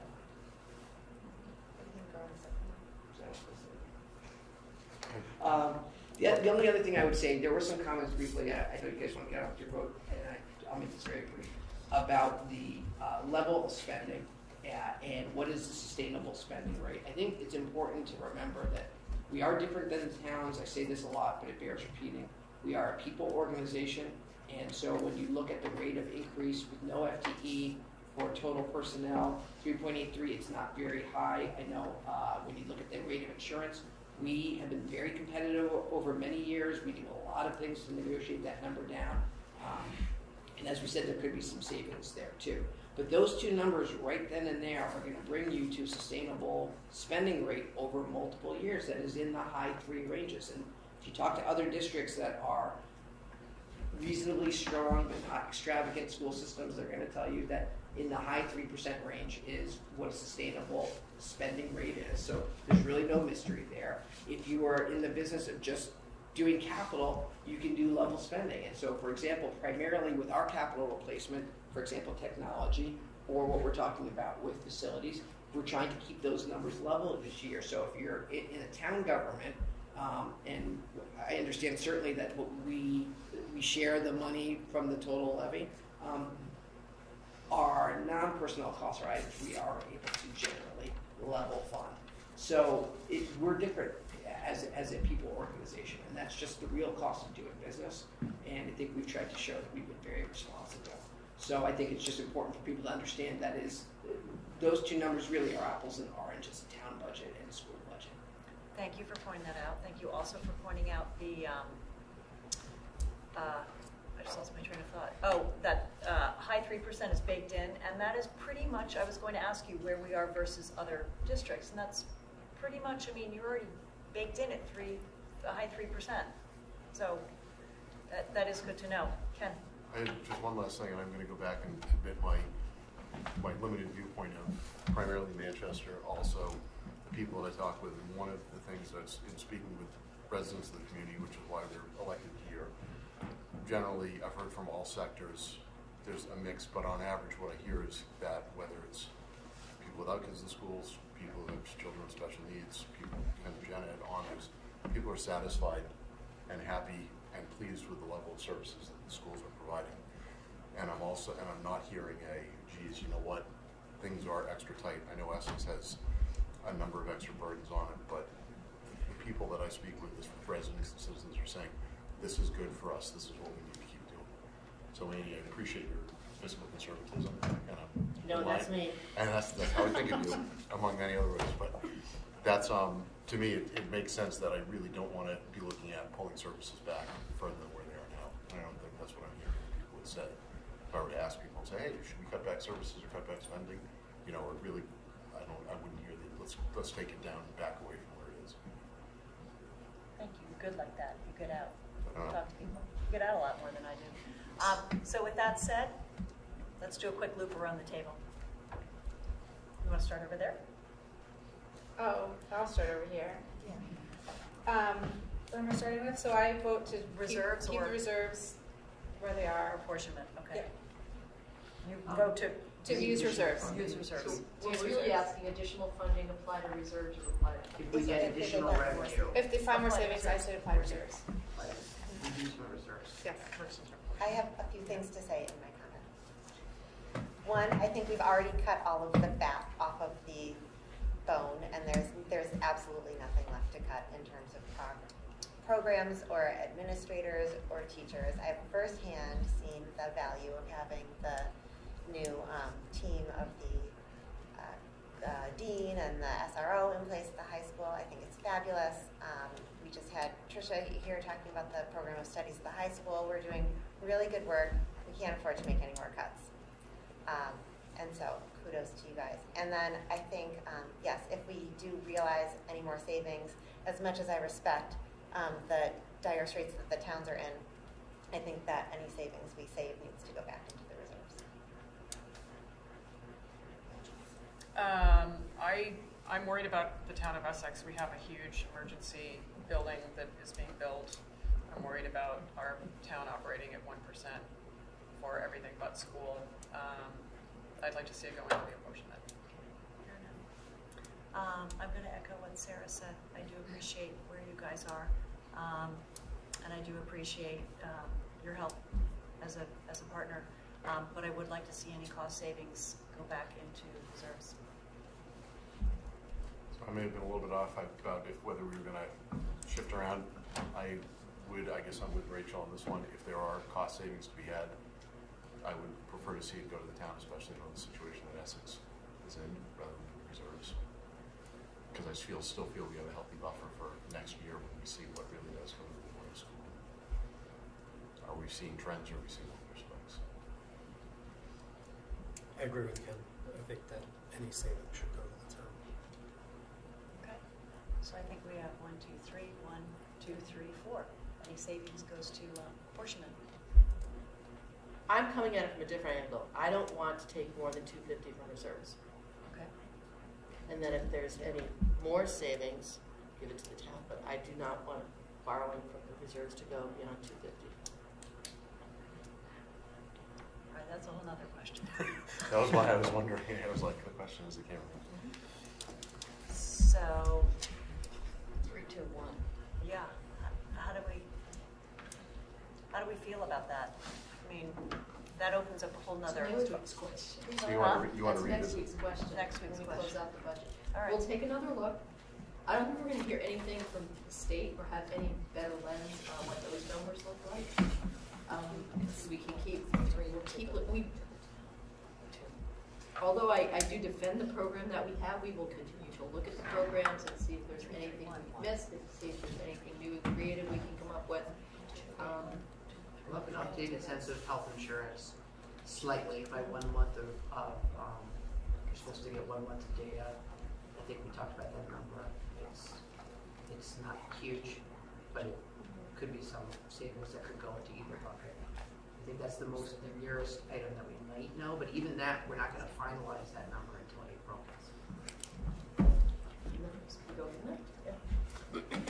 Okay, so I'm a little confused. Sorry. So tonight we were taking input. Yes. So next Tuesday you make your final determination. Right. So we can revisit this from the conversation. Okay, but are you now looking at it a little differently with your eye toward next week? Are you looking at it a little differently, thinking maybe we don't take more than, what did you say, 250 out of reserves, try to find 100 grand elsewhere, and any savings that we find goes back to apportionment? Is that? But that's one person saying, unless other I know people here are saying 250. that's what I'm trying to If it's figure only out one what person that. saying 250, why are we going to jump through the hoops? I'm not jumping through the hoops. I'm just trying to figure out what that question is. Okay, sorry. It's okay. Good point. But so if no one else here put a number, everyone else here, from what I heard, it's okay. We had our last meeting, we ran around the circle, and we all said, with the exception of Annie, that we were okay dipping into the reserves even though we didn't love it. At that I wasn't here. At that level, number. 375. And I wasn't there, so at that last meeting. So. Okay. But that was So I'm very confused as to where we are now. Would you like us I mean, not that I'm saying I don't want them to look for efficiencies. Absolutely they are, but I thought we were voting saying that the number that is in here is at 350, 375 is what we were voting on and we were comfortable with. That's what I thought. Annie. You're not voting on anything. No, I know, but our straw poll.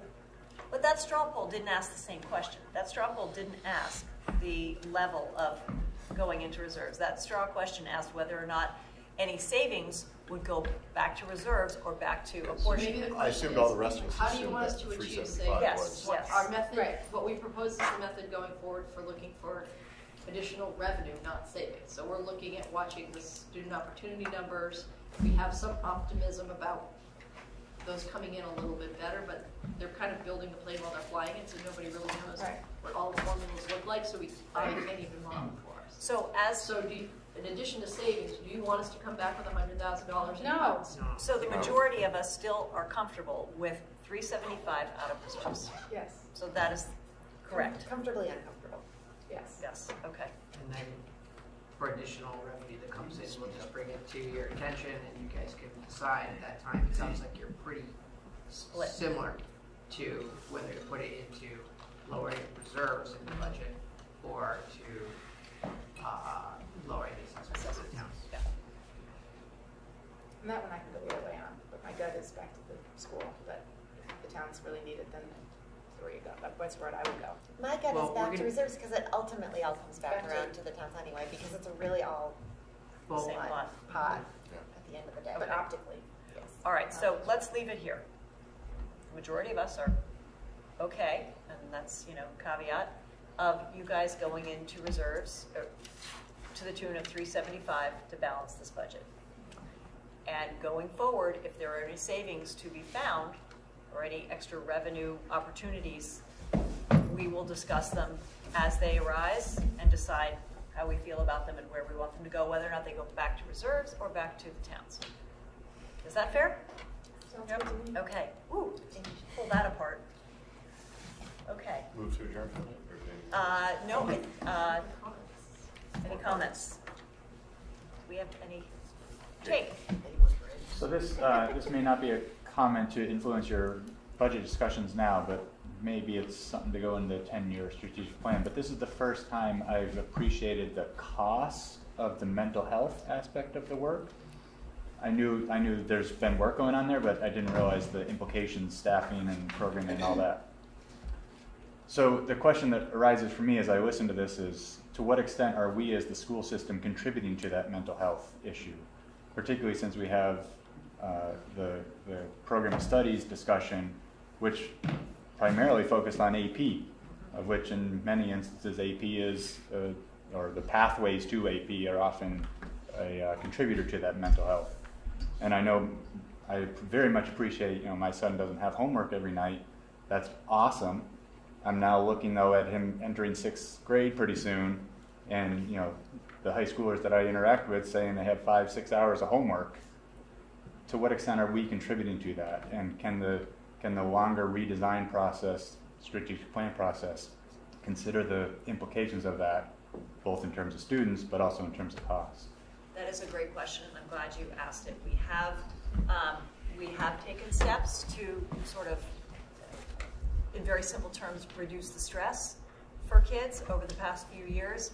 One of the things we have done was change the schedule a couple of times to accommodate a U block, which is, in other words, a power block during the middle of the day. When we first instituted it, it was at the end of the day, second to last period, so the kids could just kind of regroup, figure out what their homework looked like, maybe just chill out for a while, go get some extra help, work on some projects, or just do some homework. Take the load off the evening that night. And then we move that to earlier in the day, and that seems to work pretty well. I know my kids are thrilled to have it. They come home and sometimes say, you know what, I don't have this extra hour of homework because I already did it, or I made up a test or whatever. So we have done things like that to take some of the stress off. Some of the other, I can't think of them off the top of my head, but I know Pam's probably got them right there. Some of the other things. I'm not looking for an explanation of the things you've done, but as we go forward. Yes, it is absolutely I think it's probably worth that doing a session on it, because I think there is kind of academic stress, but then we've got significant trauma and system stress. Oh, there's no question. There's many other types. Which is really what the pressure point is in terms of providing counseling and doing tier 3 remediation on kids so they can get in and actually start to even think about math. I still just want to really quickly reply, because Tricia's presentation did talk a lot about APs, but that's still only because we were focusing on just the changes to the course of studies for this year. And actually, over the years since I've been on school committee, we've also added like a range of courses from the electives, a lot more arts courses, a lot more music courses. So there's a lot of stuff happening, and I just don't want you to take away from that little piece this night that we're all focused on APs all the time. Appreciate that. Thanks. Thank you. Come to the spotlight presentations. They're coming up over the next 3 months, and each school's going to come in and kind of show you what it was, the difference between 5 and 10 years ago versus today. So that could be enlightening. Thank you.